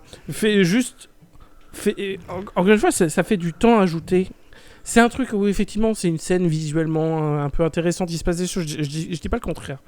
Mais on est tellement dans un truc où c'est pas du tout flippant, machin. Et là, t'es en mode Dracula qui a été invité dans un couvent. On pourrait faire une scène un peu fun, un peu violente, un peu gore, pour justement montrer son rapport à Dieu et compagnie. Et en fait, pas du tout, quoi. C'est juste, ça pue pour le parfum. C'est ça. Oui. Et en plus, t'as envie de rigoler parce que lui, il est au sommet de la pyramide. Et, c'est filmé en contre-plongée. Lui, il regarde la caméra puis il fait ah, on sait pas pourquoi. Ouais. Ah ouais, parce que l'acting est, encore une fois, la subtilité n'existe pas. Surtout pour Maria, bien sûr. Mais Caleb qui joue donc Dracula, effectivement. Ouais. Bah, lui, je pense qu'il s'est un peu marré quand même sur le tournage. Et tant mieux, ça en fait au moins un. Oui. Ouais, non, c'est. Enfin bon. Du coup, en attendant qu'il fasse ça, Harker, il est censé servir à quelque chose. Spoiler, il va servir à rien du tout, mais on a encore des scènes avec lui. Bah, il va s'enfuir. Et il va échapper à la forte intelligence de nos mignons, de nos gargouilles. Oui, c'est même cette scène. Minions, we steal the moon. Enfin, vraiment, je suis étonné qu'on n'ait pas une gargouille qui dise banana à un moment. On est vraiment à ce niveau. Elle est peut-être dans la baisson cut, ceci dit. Hein. Allez. C'est quoi, s'il y a une version longue, on la regardera. Mais non. Voilà. Merci. Non, merci. Non, là, c'est bon. C'est assez. C'est assez comme... La baleine, hein. Oui, voilà. Allez, merci d'avoir saisi la perche. Du coup, on a un plan avec la gargouille qui a un petit plateau repas qui fait tomber la bouffe. Ça, c'était mignon. T'es en mode... Oh. Bon, c'est un peu con, mais voilà, c'était marrant. Et t'as lui qui s'échappe. Et il s'échappe en tombant sur la même usine de matelas que les 50 suicides de notre bon Dracula. Parce que du coup, il saute et il survit, Harker. Et après, il se retrouve sur un lac gelé. Les gargouilles peuvent pas y aller parce que comme c'est des gros cailloux, il coule direct. Enfin, il traverse la glace et il coule, quoi. Donc ça va très mal. Et du coup, il va se barrer. Et voilà. Ça va être son voyage de retour. On va pas le voir, son voyage de retour. Mais je pense que c'est probablement la scène qui aurait dû être le plus filmée, je pense. Parce qu'il revient sur Paris alors qu'il est parti à pied depuis un château en Roumanie. Il est revenu très rapidement. Non, mais le château devait être pas loin de la frontière roumaine-française, donc... Oui, c'est ça. C'est ça, non mais oui. Il traverse une colline, il est au poste frontière, et après il marche jusqu'à Paris, c'est bon. Non, mais c'est même pas une étape du Tour de France. Non, mais les temporalités sont un peu bizarres, effectivement. Il faut pas se mentir.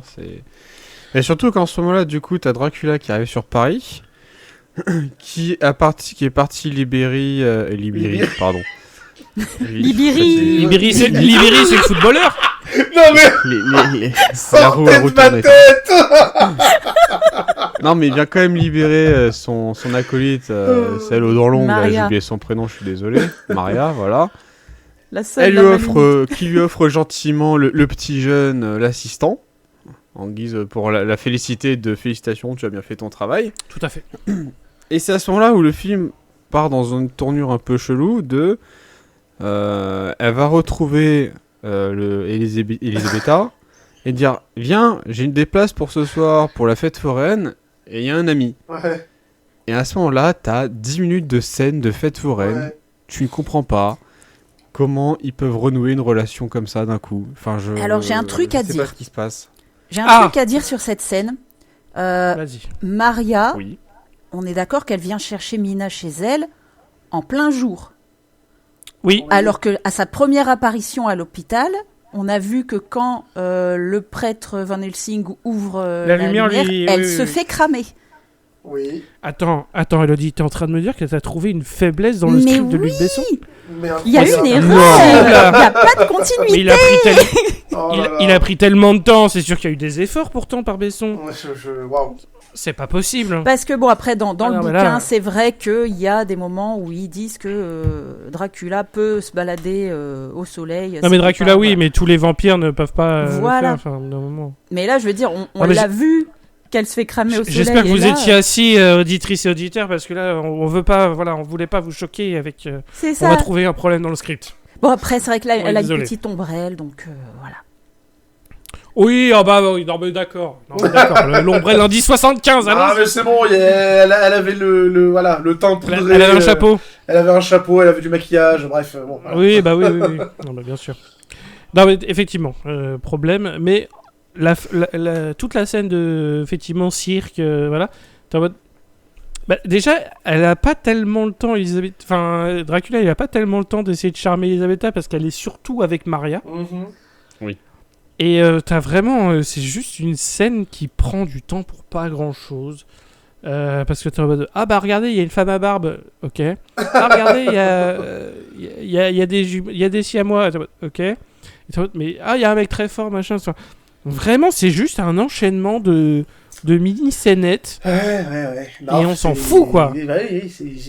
C'est censé être le moment où tu vois qu'en fait, Dracula, il est encore éperdument amoureux d'elle, mais elle, techniquement, bah c'est un inconnu, donc forcément, elle va s'amuser avec sa copine, et du coup, ça midine par-ci, par-là, Maria qui est un peu déchirée entre s'amuser avec sa copine et se faire ce pourquoi elle est là, à la base, c'est-à-dire rassembler...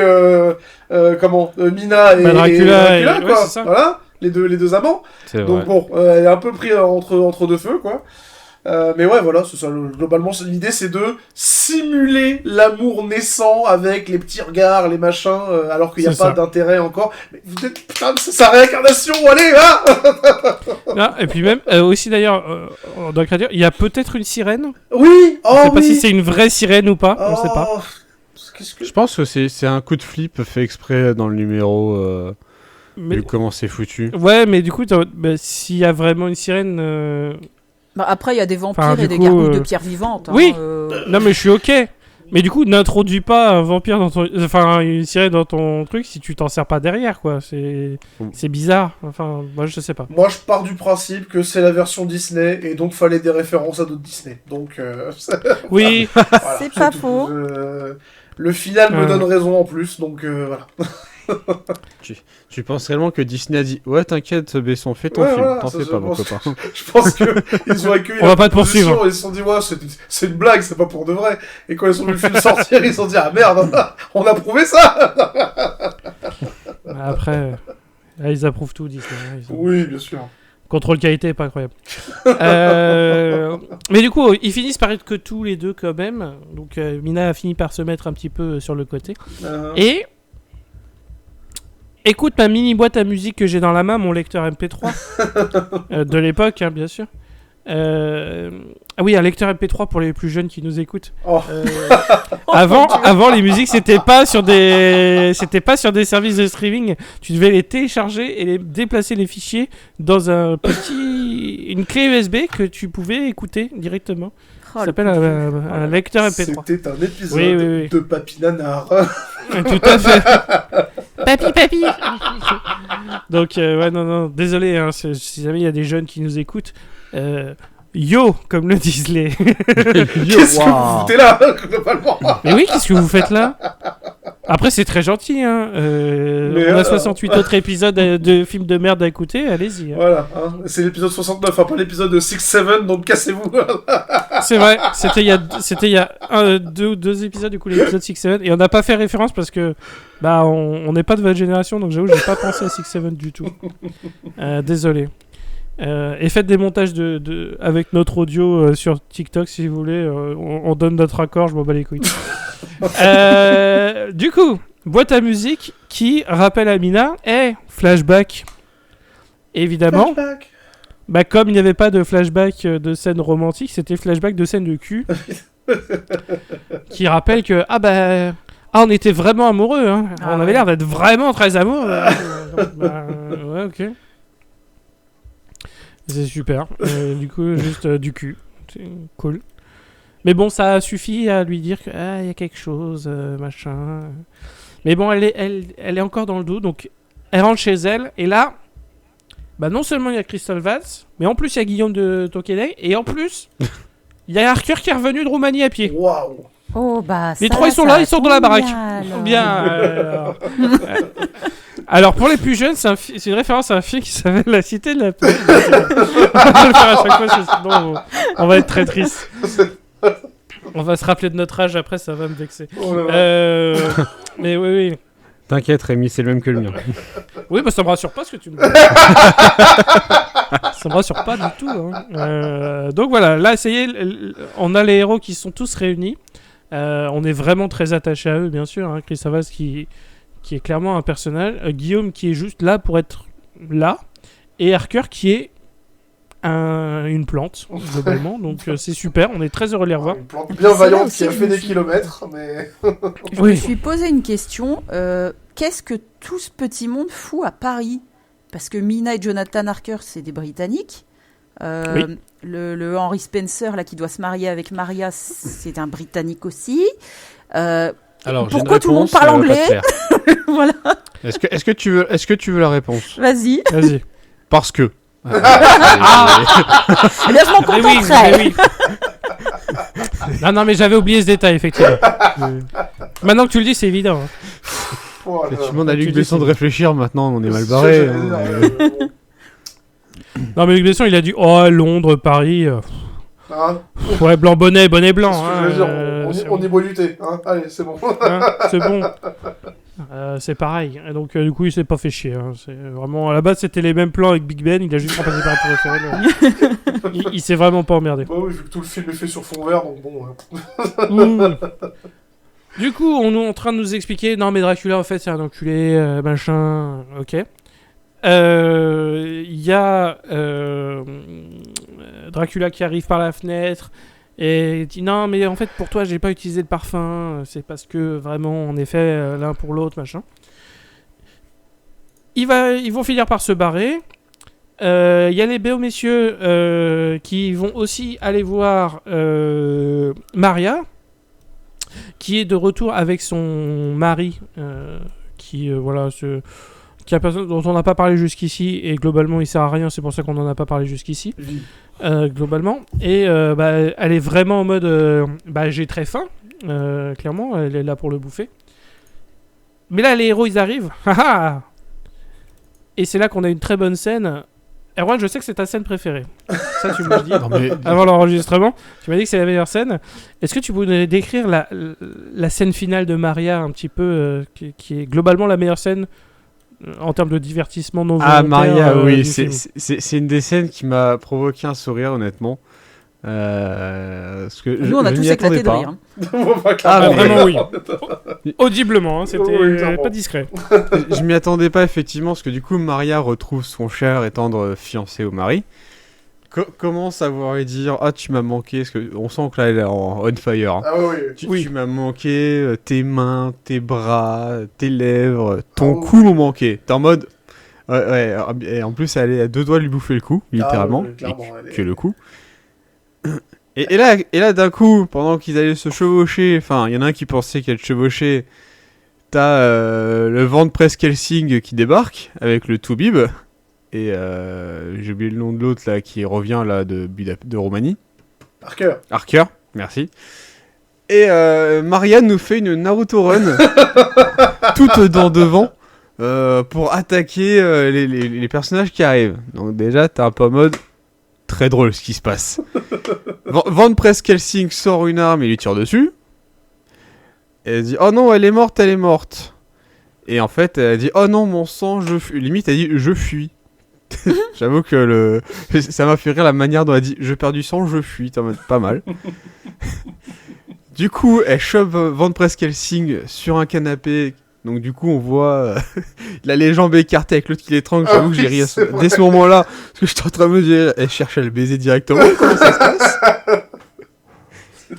Harker qui enfin d'essayer de servir quelque chose prend un sabre qui traînait dans la pièce, donne un coup de sabre qui décapite Maria.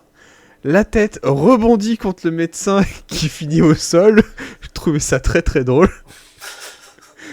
Ensuite t'as Van Press-Helsing qui trouve une croix, parce que vu qu'on est encore au 19e siècle, il y a des croix partout, qui empale Maria. Et Harker, dans un esprit de courage, repose délicatement le katana sur le buffet. Voilà. Et du coup, tout cet enchaînement de scènes, t'es en mode, qu'est-ce qui vient de se passer? Mais c'était vraiment, super fun. Ah ouais, là c'était premier degré très fun. Alors, honnêtement, on a attendu 1h40 pour que le film devienne fun. Ah oui, non mais... Non mais merde, hein. Non, c'est sûr, mais c'était vraiment le dernier battement de cœur, quoi, du truc, du film, parce que vraiment, oh putain, il est temps que ça finisse. Parce que vraiment, encore une fois, ventre mou, machin, et il est temps que ça finisse, et là, les 2 heures, on les sent bien. Mais c'est vrai que le plan de Maria qui arrive en mode Naruto vers nous, C'est quand même exceptionnel. Ah oui, mais personne. C'est un moment exceptionnel parce qu'en plus, elle court pas rapidement. Hein. Oui. Donc elle est juste en mode Naruto. Le Naruto mais elle marche marche rapidement. C'est pas le Naruto Run. Ah ouais, non, là, vraiment, c'est... Écoute, ok, c'est nul. Et effectivement, après, décapitation qui assomme Guillaume, machin, avec sa tête au passage. Ok, bon, c'est bon. Là, on peut le dire. Le divertissement était réel. Il était présent. Le divertissement existe. Là, on peut pas le nier. Et du coup, bah, c'est très simple. Ils vont dire, Dracula, il a Maria, on va aller l'arrêter. Et bah, c'est simple, on va appeler l'armée et on va aller péter la gueule au château. Donc voilà, là, on arrive dans les plans, on arrive dans la séquence finale du film. Le château en Vashkiri, il est en train de se faire défoncer par des canons. Mais il y a l'armée qui rentre dans le château pendant qu'on tire au canon dessus. Oui, déjà, et surtout, l'armée a été mobilisée vachement facilement quand même. Ah, mais en 2 heures, c'était... mais c'est ça, c'est l'armée roumaine en fait. Il y a un numéro vert, tu les appelles, ils viennent. Oui. Puis, encore une fois, ils n'avaient pas internet à l'époque, ils se faisaient chier très rapidement. T'es en mode, du boulot, bah let's go.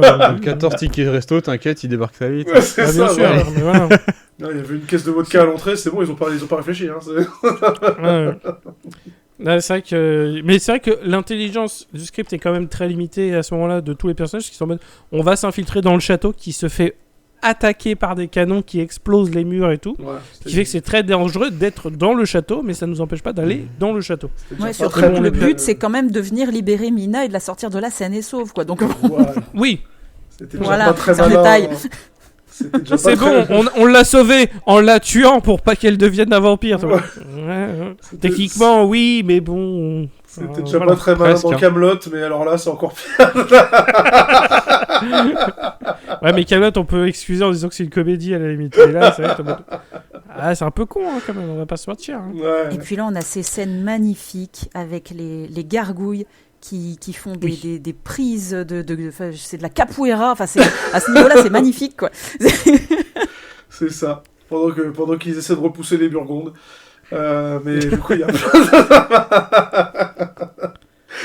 et du coup, il y a ce semblant de romantisme qui rejaillit, le tel un phénix dans la chambre à coucher, qui a vu nombreux actes il y a 400 ans, et qui ne demande qu'à brûler à nouveau, avec cette robe qui n'a pas bougé du lit. On n'en a pas parlé, mais bon, c'était quand même vachement glauque. Parce que après, pour sa défense, il dormait dans un cercueil, donc il a pas... Mais ça veut dire qu'il a quand même pas changé les draps en 400 ans. Moi, je t'avoue que j'irais pas pioter dans ce lit-là. Il doit y avoir au moins 8 générations de tics qui se passent le plus marre de génération en génération. Des punaises de lit. Vraiment. Mais vraiment, oui. Non, mais les punaises de lit en Vashkiri, c'est un problème. Vu que c'est un Ils vont autre accueillir pays, les JO elles bientôt. sont grosses comme mon poing là-bas. Hein. Oui, non, mais voilà, c'est ça. Vraiment, je m'inquiète pour eux. C'est peut-être ça les gargouilles en fait. C'est peut-être ça. Les gargouilles, en fait, c'est les punaises de lit. C'est la vache. Je sais pas ce qu'ils bouffent. Je sais pas ce qu'ils bouffent en Roumanie, mais c'est pas ça. Parce que les machins, ils sont quand même. Du coup, on a des scènes d'action un peu nulles. On a le fiancé, l'ex-fiancé de Maria qui est là avec 2 pistolets et t'es en mode il va peut-être faire quelque chose, et en fait non, il se fait bouffer, donc c'est nul. Harker, il est juste là. Christophe Waltz, c'est le seul qui sert à quelque chose. Il parle avec Dracula en essayant de le convaincre que et si tu transformes Maria en vampire, tu la condamnes à l'infamie pour l'éternité, comme toi. Est-ce que, par amour, en vrai, ce serait pas mieux que tu te suicides ? Et, spoiler, ça marche. Belle technique. Belle technique de Valls. C'est quand même aberrant. Le bien. mec, ça fait 400 ans qu'il cherche sa femme, il la retrouve enfin. Et l'autre, il suffit qu'il lui dise non, mais laissez-la partir et revenez vers notre Seigneur. Bah oui. Bah vas-y. Dieu, il vous pardonnera si vous faites la bonne action à la fin. J'ai quand même tué un pape, hein. Non, mais t'inquiète. Il tend l'autre joue, hein, notre Seigneur. Hein, ok. Du coup, il se suicide. Il autorise. Comme quoi, s'il avait envie de mourir, il aurait pu le faire parce que c'était assez facile finalement. Il fallait juste demander à Christophe Waltz de lui mettre un pieu dans le cœur. Donc c'est réglé. C'est facile, hein. Oui, non, Ça aille juste pas sauter 50 fois par la fenêtre, quoi. On n'a rien fait, ça n'a pas marché. En même temps, fallait attendre qu'il y ait un Christophe Valls qui naisse et tout, et qui devienne prêtre. Enfin, voilà, oui. Ça coûtait bien 400 ans, quoi. Ouais, beaucoup de conditions, il est vrai. Et avant, il va quand même dire adieu à Mina. Oui. Oui, tout à fait. Oui. Ils s'aimeront toujours, machin. Mina, elle est désespérée, complètement perdue, et même après sa mort, du coup, elle retrouve pas tout de suite sa personnalité avant la rencontre avec Dracula. Et du coup, t'as Harker qui retrouve Mina, mais en fait, clairement, c'est devenu un énorme cuck. Parce qu'il sait que c'est fini, ça sert à rien de prétendre qu'ils sont encore ensemble ou autre. Il va même pas la voir, il se barre, et c'est juste en mode ah ouais, donc Harker t'as servi à rien du tout. C'est ça. Merci d'avoir participé. Bonne journée. Vraiment nul. Et c'est fini. Le film est fini. Voilà.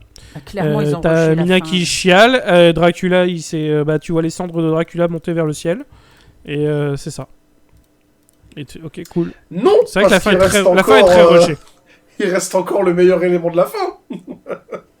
C'est vrai qu'on viennent va les pas gargouilles. Ah oui, putain, c'est vrai, les gargouilles, le twist. Oui. Les Alors, gargouilles, la mort de Dracula, les gargouilles, en fait, c'était des enfants chauves. Des enfants leucémiques. Non. Des petits cancéreux. Alors, pour vous la faire simple, vous voyez les enfants dans Mad Max Fury Road ? C'était ça. Ouais, voilà, vraiment, oui. Tu vois juste une armée de gamins chauves sortir en mode ah bah c'est bon, on n'est plus des gargouilles. Mais à quel moment... Enfin, pourquoi est-ce qu'on nous explique pas dans le film qu'il a charmé une bande d'enfants pour en faire des gargouilles ? Ça, c'est quand même un peu plus intéressant que j'ai inventé un parfum. Mais attends, de quoi tu me parles, là, copain ? Y a aucune T'as logique, transformé des enfants en gargouilles, c'est quand même un peu plus intéressant comme capacité. Enfin, Ou alors les punaises de lit ont évolué et ont acquis une conscience et sont devenus des vrais petits garçons. Je sais pas comment ça fonctionne. Encore une fois, un syndrome version Pinocchio, Disney. enfin quelque chose. Version Disney, encore une fois. Enfin, qu'on nous explique quelque chose. En fait, c'est ça, c'est vraiment... Ouais, le script, il tient, mais pas du tout, quoi. Il manque des choses, et quand il rajoute des choses, ça rajoute juste du gras. Et t'es en mode, mais putain, mais... Enfin, vraiment... ça rajoute des choses, mais ça nous perd dans les explications qui Ouais, c'est nul, quoi. C'est pourquoi nul ce qu'il rajoute. Enfin, c'est vraiment nul. Du coup, c'était Dracula. Ouais. Erwan, je vais te laisser d'abord dire, parce que c'est toi qui a choisi ce film. Est-ce que tu regrettes ton choix déjà ? Et ensuite, qu'est-ce que t'en as pensé ? Est-ce que tu conseillerais à nos auditrices auditeurs de lui donner sa chance ? Qu'est-ce que tu peux nous dire ? Alors, je regrette pas mon choix parce qu'il fallait quand même le voir parce que c'est quand même Besson.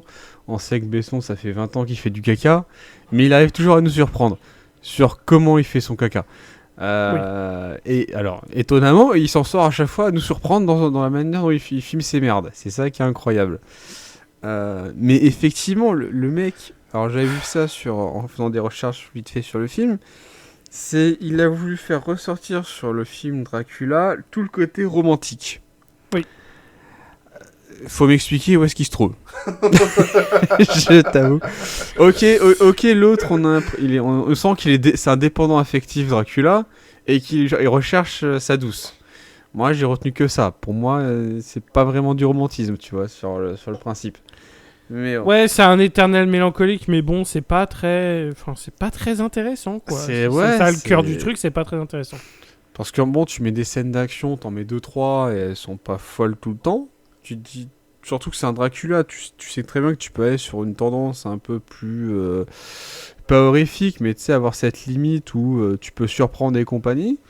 Non, on va dire c'est pas bon enfant parce qu'on s'emmerde, mais sur toutes les scènes d'action qui pourraient être intéressantes, il se passe rien, à part la scène du début sur la bataille finale et la scène où Maria se fait décapiter, qui était drôle, mais c'est tout. Donc bon, c'est du Besson malheureusement, on a l'impression qu'il sait plus faire de films. Enfin, il fait des films comme il gère une boîte, ça veut dire très mal. Allez, bim. Non, voilà. Oh, arrête, son école sur le cinéma se passe très bien. Oui, c'est pour ça que sa femme est la productrice du film, au moins il trouve quelqu'un de confiance. Allez, donc, non mais voilà, je regarde pas mon choix sur ça, mais est-ce que je le conseille ? Franchement, si vous faites un truc entre temps, oui, genre le ménage. Si vous vous dites, je vais me foutre 2 heures devant un film, non, franchement, vous cassez pas la tête à dire, je vais me regarder Dracula, quoi. Enfin, sauf si vous êtes comme nous, entre potes, et vous essayez de vous regarder des films nuls parce que c'est votre délire. Et sinon, faites le ménage ou le repassage ou ce que vous voulez devant, hein. Vous cassez pas la tête. Ouais, et il y a d'autres films à regarder, vraiment. Oui, voilà, qui font 2 heures ou beaucoup plus courts. C'est ça, que Dracula. Parfait, merci à toi. Élodie, qu'est-ce que tu as pensé de Dracula, qui était sur ta liste, donc on sait que tu voulais le voir. Oui. C'était ton film de chevet. Tu nous l'as dit. C'est ton film préféré de l'année dernière, d'ailleurs. Tu nous l'as dit. Un peu de choses. Hors écran. Le mec est rude, hein, quand même. Hein. En fait, c'était ton film préféré. Je vais commencer avec un coup de gueule. Parce que j'ai pas voulu vous embêter avec ça pendant la chronique. Mais là, il faut que ça sorte. Ça respecte pas le bouquin, c'est ça ? Voilà, c'est ça. Vas-y, dis-nous tout. J'ai lu le roman pour Halloween dernier, donc c'est encore à peu près frais dans ma tête. Et j'ai aussi trouvé une interview de Luc Besson qu'il a donnée en juillet 2025, donc pour la sortie du film dans Le Dauphiné libéré. Et monsieur nous dit ceci en parlant de la conception de son film Dracula. Je cite, En relisant le roman, j'ai été frappé par le romantisme absolu de cet homme qui attend 400 ans pour retrouver l'amour de sa vie. Dans notre époque cynique, cet amour, peut-être désuet, est d'une puissance incroyable. Le roman est foisonnant, il explore des thèmes comme la religion, la croyance, l'amitié, la rédemption, le bien, le mal, la trahison. À l'époque où il a été écrit, le cinéma n'existait pas. Et les premières adaptations ont surtout exploité son côté fantastique. Dracula qui grimpe au mur, se transforme en chauve-souris, en loup ou en monstre. Le cinéma a souvent dénaturé l'histoire d'amour au cœur du récit, et c'est cette dimension que j'ai voulu mettre en avant. Fermez les guillemets. Ok. J'ai lu le bouquin. Il n'y a aucune histoire d'amour qui concerne directement Dracula dans ce bouquin. Il n'y a aucun personnage qui s'appelle Elisabetta. Il n'a pas lu le livre, j'en suis sûr. Il a vu le film de Coppola. C'est ça. Par contre, dans le film de Coppola, il y a bien une histoire d'amour et il y a bien un personnage qui s'appelle aussi Elisabetta. Oui, et il y a bien une réincarnation, machin. C'est sûr qu'il n'a pas lu le bouquin, il a juste vu le film et il a juste griffonné le nom. Mais comme un con, le film s'appelle encore Dracula. Donc à la fin, il a dit merde, attends. Du coup, il a juste enlevé le nom du scénariste pour mettre Luc Besson en gros dessus. Probablement en Comic Sans, en police, comme un gros fils de pute. Et il a rien fait. Enfin, vraiment. Là, je te rejoins. C'est n'importe quoi ce qu'il nous dit en fait. Mais encore, voilà, il aurait. Voilà, on enfonce des portes ouvertes, mais ce Dracula de Besson, c'est pas une relecture du roman de Bram Stoker comme il s'est amusé à le dire dans toutes les interviews. Mais oui.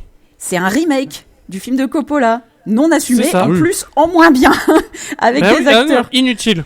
Avec des acteurs qui cabotinent, et voilà, tout ce qu'il y a d'original qui est vraiment ajouté par Besson est au mieux inutile. Donc cette histoire de parfum façon GHB, là, et en plus, ça retire à Dracula le pouvoir d'hypnose qu'il a eu dans toutes les adaptations connues, même dans l'épisode crossover avec Buffy. C'est pour dire. Waouh. Au pire, c'était nullissime. Genre le traitement des personnages féminins qui sont hyper sexualisés pour rien. Enfin, seulement les jeunes filles jolies, parce qu'il faut pas déconner. Oui. En fait, Besson, il aurait été honnête et il aurait assumé de faire un remake du film de Coppola. On aurait peut-être été plus clément, mais là non, c'est pas possible. Déjà, tu te demandes comment il en est arrivé à avoir cette idée de faire un film Dracula sans avoir lu le bouquin.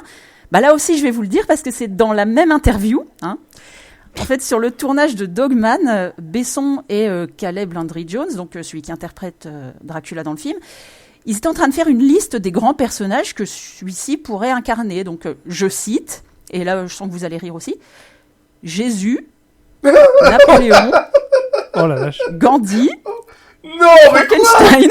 Mais pardon. Oh, putain. Attends, il nous aurait fait un brown face, ça aurait été incroyable. Je cite toujours, quand nous avons mentionné Dracula, nous nous sommes arrêtés net tous les deux, nous savions que ce serait lui. Donc voilà pourquoi il a fait ce putain de film. Purée, juste pour faire un pont d'or à son poulain. Voilà. Donc voilà. Et puis aussi parce que j'imagine. Il n'y a pas de réflexion quoi. J'imagine aussi que voilà, le fait de mettre Dracula A Love Tale sur une affiche, il était sûr de faire un film qui allait se vendre pour tenter de se refaire. On n'a pas parlé de l'affiche. Oui, l'affiche. On n'a pas parlé de l'affiche. Ah, l'affiche, on n'en a pas parlé. L'affiche, c'est aussi un plagiat. L'affiche, c'est un plagiat d'un poster de fan de Nosferatu de Robert Eggers. Il y avait eu un poster de fan très célèbre qui a eu beaucoup de bons retours, machin. Et globalement, l'affiche de Dracula, c'est exactement la même. C'est pareil. Et évidemment, rien n'est assumé, hein, bien sûr. Hein. Ils disent, on s'en est peut-être inspiré, machin. Mais non, c'est pareil. C'est la même. C'est pareil. C'est pas de l'inspiration, c'est du vol. Non, mais c'est ça. Il a fait cette affiche comme il a fait son script. Il a juste pompé et il assume pas. C'est vraiment c'est d'un feignant. C'est vraiment Ah non, mais Luc Besson, c'est vraiment un énorme branleur. Hein. Enfin, vraiment, vraiment, j'insiste sur le fait que c'est juste un énorme branleur. Donc voilà, je vais conclure. Hein, je vais essayer de faire vite. Vas-y. Donc ouais, à mon avis, il a choisi de faire un film Dracula parce que c'est facile à vendre et pour tenter de se refaire aussi bien financièrement qu'au niveau de sa réputation parce que depuis Valérian, c'est quand même très compliqué. Même un peu avant, mais depuis Valérian, c'est le début de la fin. Donc ma conclusion sur et niveau pognon, ça n'a pas marché d'ailleurs, il faut le dire. Hein. Le film est à peine rentable. Hein, donc j'ai envie de dire c'est mérité. Voilà. Et quand je dis rentable, c'est du coup, c'est juste il a rattrapé les coûts de production. Mais comme on sait, les films, pour qu'ils soient vraiment rentables, il faut qu'ils fassent au moins 2 fois, voire 2,5 fois le budget. Le film a perdu de l'argent. Oui. Donc ça, c'est cool. Bien fait pour ta gueule, Luc. Voilà. Donc, alors, sur le film en lui-même, si vous êtes un fan du personnage de Dracula et de sa mythologie, ce film va vous énerver. Oui. Si vous êtes fan de Luc Besson, déjà vous devriez avoir honte, mais là, vous allez avoir honte après avoir vu ce film, ça c'est clair. Ah oui, changez de goût, s'il vous plaît. Et puis si vous êtes fan de nanar, étonnamment, vous pouvez regarder ce film parce que même si il est quand même très long par moment, il y a quand même des scènes assez what the fuck où on peut qu'éclater de rire. Je pense à des scènes qui, en plus, j'imagine, se voulaient sérieuses. Mais voilà, la pyramide de bonne sœur possédée, les scènes de danse, le suicide à répétition, l'attaque finale du château avec les canons, les gargouilles du bossu de Notre-Dame qui font les Yamakasi. Bon, ça vaut le coup d'œil. Donc, en conclusion, je dirais que je le recommanderais parce que c'est tellement con par moment que ça peut être divertissant. Mais donnez pas d'argent à Besson, voyez-le illégalement. Oui, s'il vous plaît, téléchargez-le. Voilà. Oui. Nous, on l'a téléchargé, on l'assume. On n'avait pas donné un rond à ce con. Mais parfait, merci pour ton avis, Elodie. Zach, toi qui... on a découvert un jumeau maléfique à travers cet épisode. D'accord.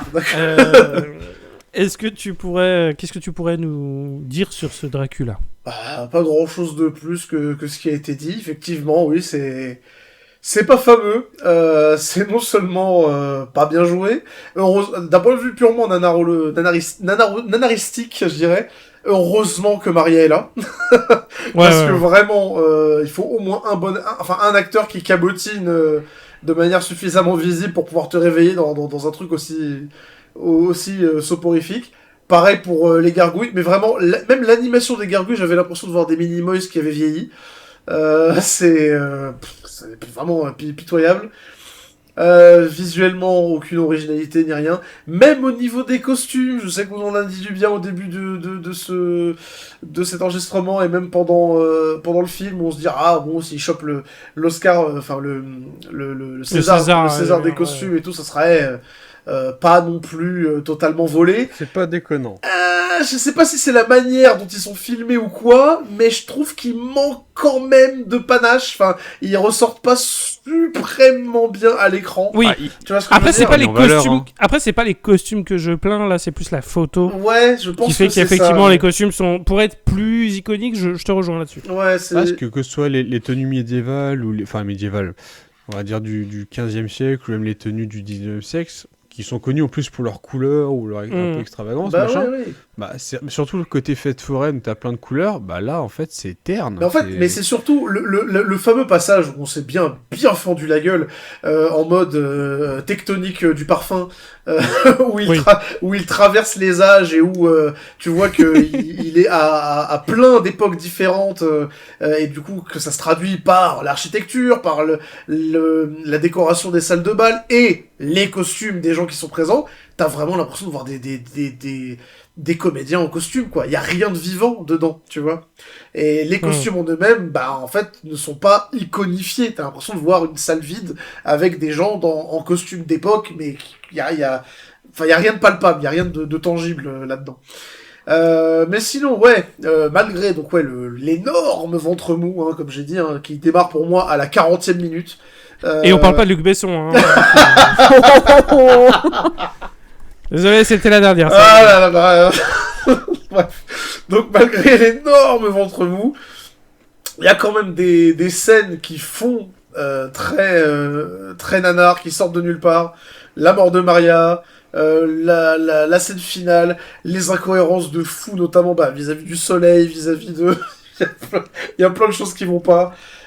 Christophe Waltz, on n'en a pas parlé, mais pendant l'une des scènes de massacre à la fin, reste totalement immobile dans une pièce pendant que tout le monde se fait massacrer. Il est balèque, hein.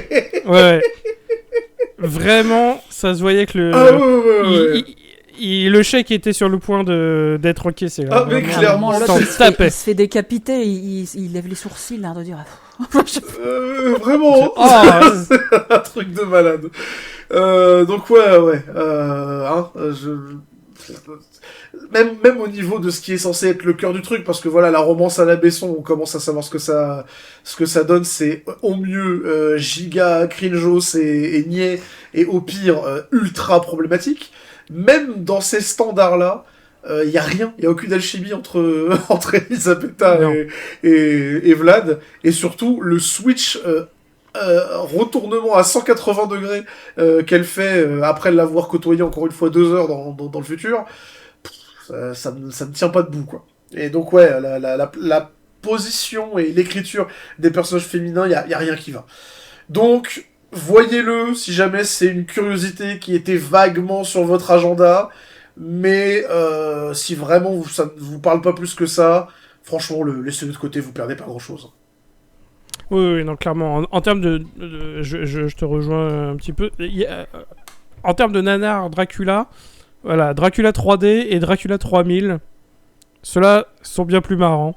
Mais celui-ci, il a suffisamment le fumet de nullité, de cringe, très Besson, parce que pour moi, Besson, l'énorme problème que j'ai avec Besson, c'est que pour moi, il écrit comme s'il avait 12 ans.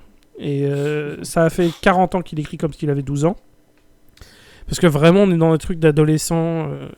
Il y a un grand manque de maturité et dans son écriture que j'ai toujours trouvé. Hein, même, voilà, je ne veux pas m'exposer auprès des gens. On vient de parler de ça, mais même moi, les films qui sont aimés de chez lui, genre le 5e élément, machin, j'ai toujours trouvé ça c'est bien. Et après, j'ai eu 14 ans, quoi. Donc, c'est bon. Il y a eu autre chose. Il y a mieux. Je vais pas continuer d'être super avec le 5e élément, quoi. Et là, on est complètement là-dedans, comme t'as dit.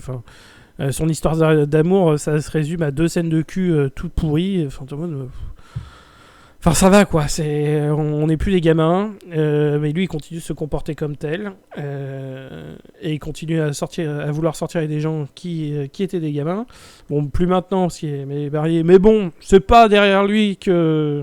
Je suis très étonné, d'ailleurs, qu'il soit pas dans les dossiers Epstein. Ah, mais vraiment, j'ai été très étonné.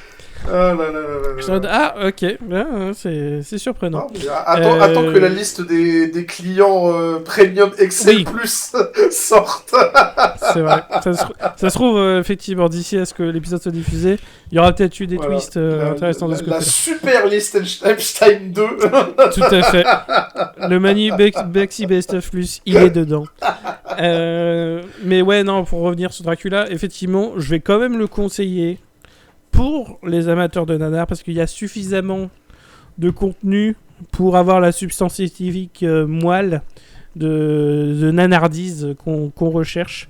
Il y a quelques scènes qui ont été remontées, les gargouilles, tous les ajouts spécifiques dans cette version qui sont pas des plagiats, c'est des idées à la con qui sont marrantes. Vraiment le montage sur le parfum, les gargouilles, la Naruto marche, Maria qui est effectivement sous cocaïne, enfin voilà, il y a quelque chose, il y a suffisamment pour que ce soit intéressant, mais quitte à vous faire une soirée nanar Dracula, voilà, il y en a 2 autres avant à regarder. Celui-ci, pourquoi pas, voilà, pourquoi pas, mais je vous conseillerais pas de faire un effort de recherche pour le voir spécifiquement, mais s'il passe un jour à la télé, typiquement en toile de fond, à savourer au 2e degré, je pense que là vous pourrez effectivement y trouver votre compte. Oui, puis... malgré le ventre mou d'une bonne grosse demi-heure, 40 minutes, qui est très réel et qui se fait bien sentir. Et puis même visuellement, ça ressemble déjà plus ou moins à un téléfilm, donc bon, vous pouvez y aller. Oui, là on est déjà...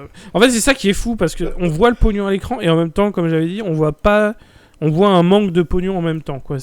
Il a coûté plusieurs dizaines de millions, et t'es en mode, ouais, je le vois, parce que effectivement on a des décors, on a des costumes, on a des figurants, machin, mais en même temps, il y a des effets qui font cheapos comme pas permis. Enfin, vraiment, les gargouilles, ils sont pas finis. Elles sont juste pas finies. Et effectivement, en termes de la réalisation, il y a vraiment l'impression de tout faire pour cacher au maximum les fonds verts, on va dire, et les trucs un peu artisanaux du film, quoi. Donc, c'est vraiment bizarre. Enfin, bref. C'est comme ça, en tout cas. C'était Dracula de Luc Besson. Ce sera peut-être pas le dernier Luc Besson qu'on traitera un jour sur ce podcast. Sur l'addiction va finir par être fait un jour, hein, je pense. Mais en tout cas, pas tout de suite, parce que vraiment, non. Faut faire une pause. Ouais, petite pause. C'est comme Neil Breen, tu vois, c'est un Luc Besson par an. On va introduire une jurisprudence Neil Breen, c'est ça. Ouais, après, c'est voilà, un peu d'écart entre deux réalisations de Besson, s'il vous plaît, parce que sinon, on va pas s'en sortir. Va falloir qu'on fasse Lucie un jour aussi. Lui, plus en commentaire, je pense, qu'en chronique complète, mais bon. Voilà, ça va arriver un jour. On sait pas quand, mais ça va arriver un jour. Laissez-nous respirer. On vient de se taper Dracula. Il va falloir qu'on encaisse un petit peu, quoi. Ah non, c'est Elisabeth qui s'est tapé Dracula. Ah bah oui, voilà, c'est vrai. On l'a vu en plus, plusieurs fois.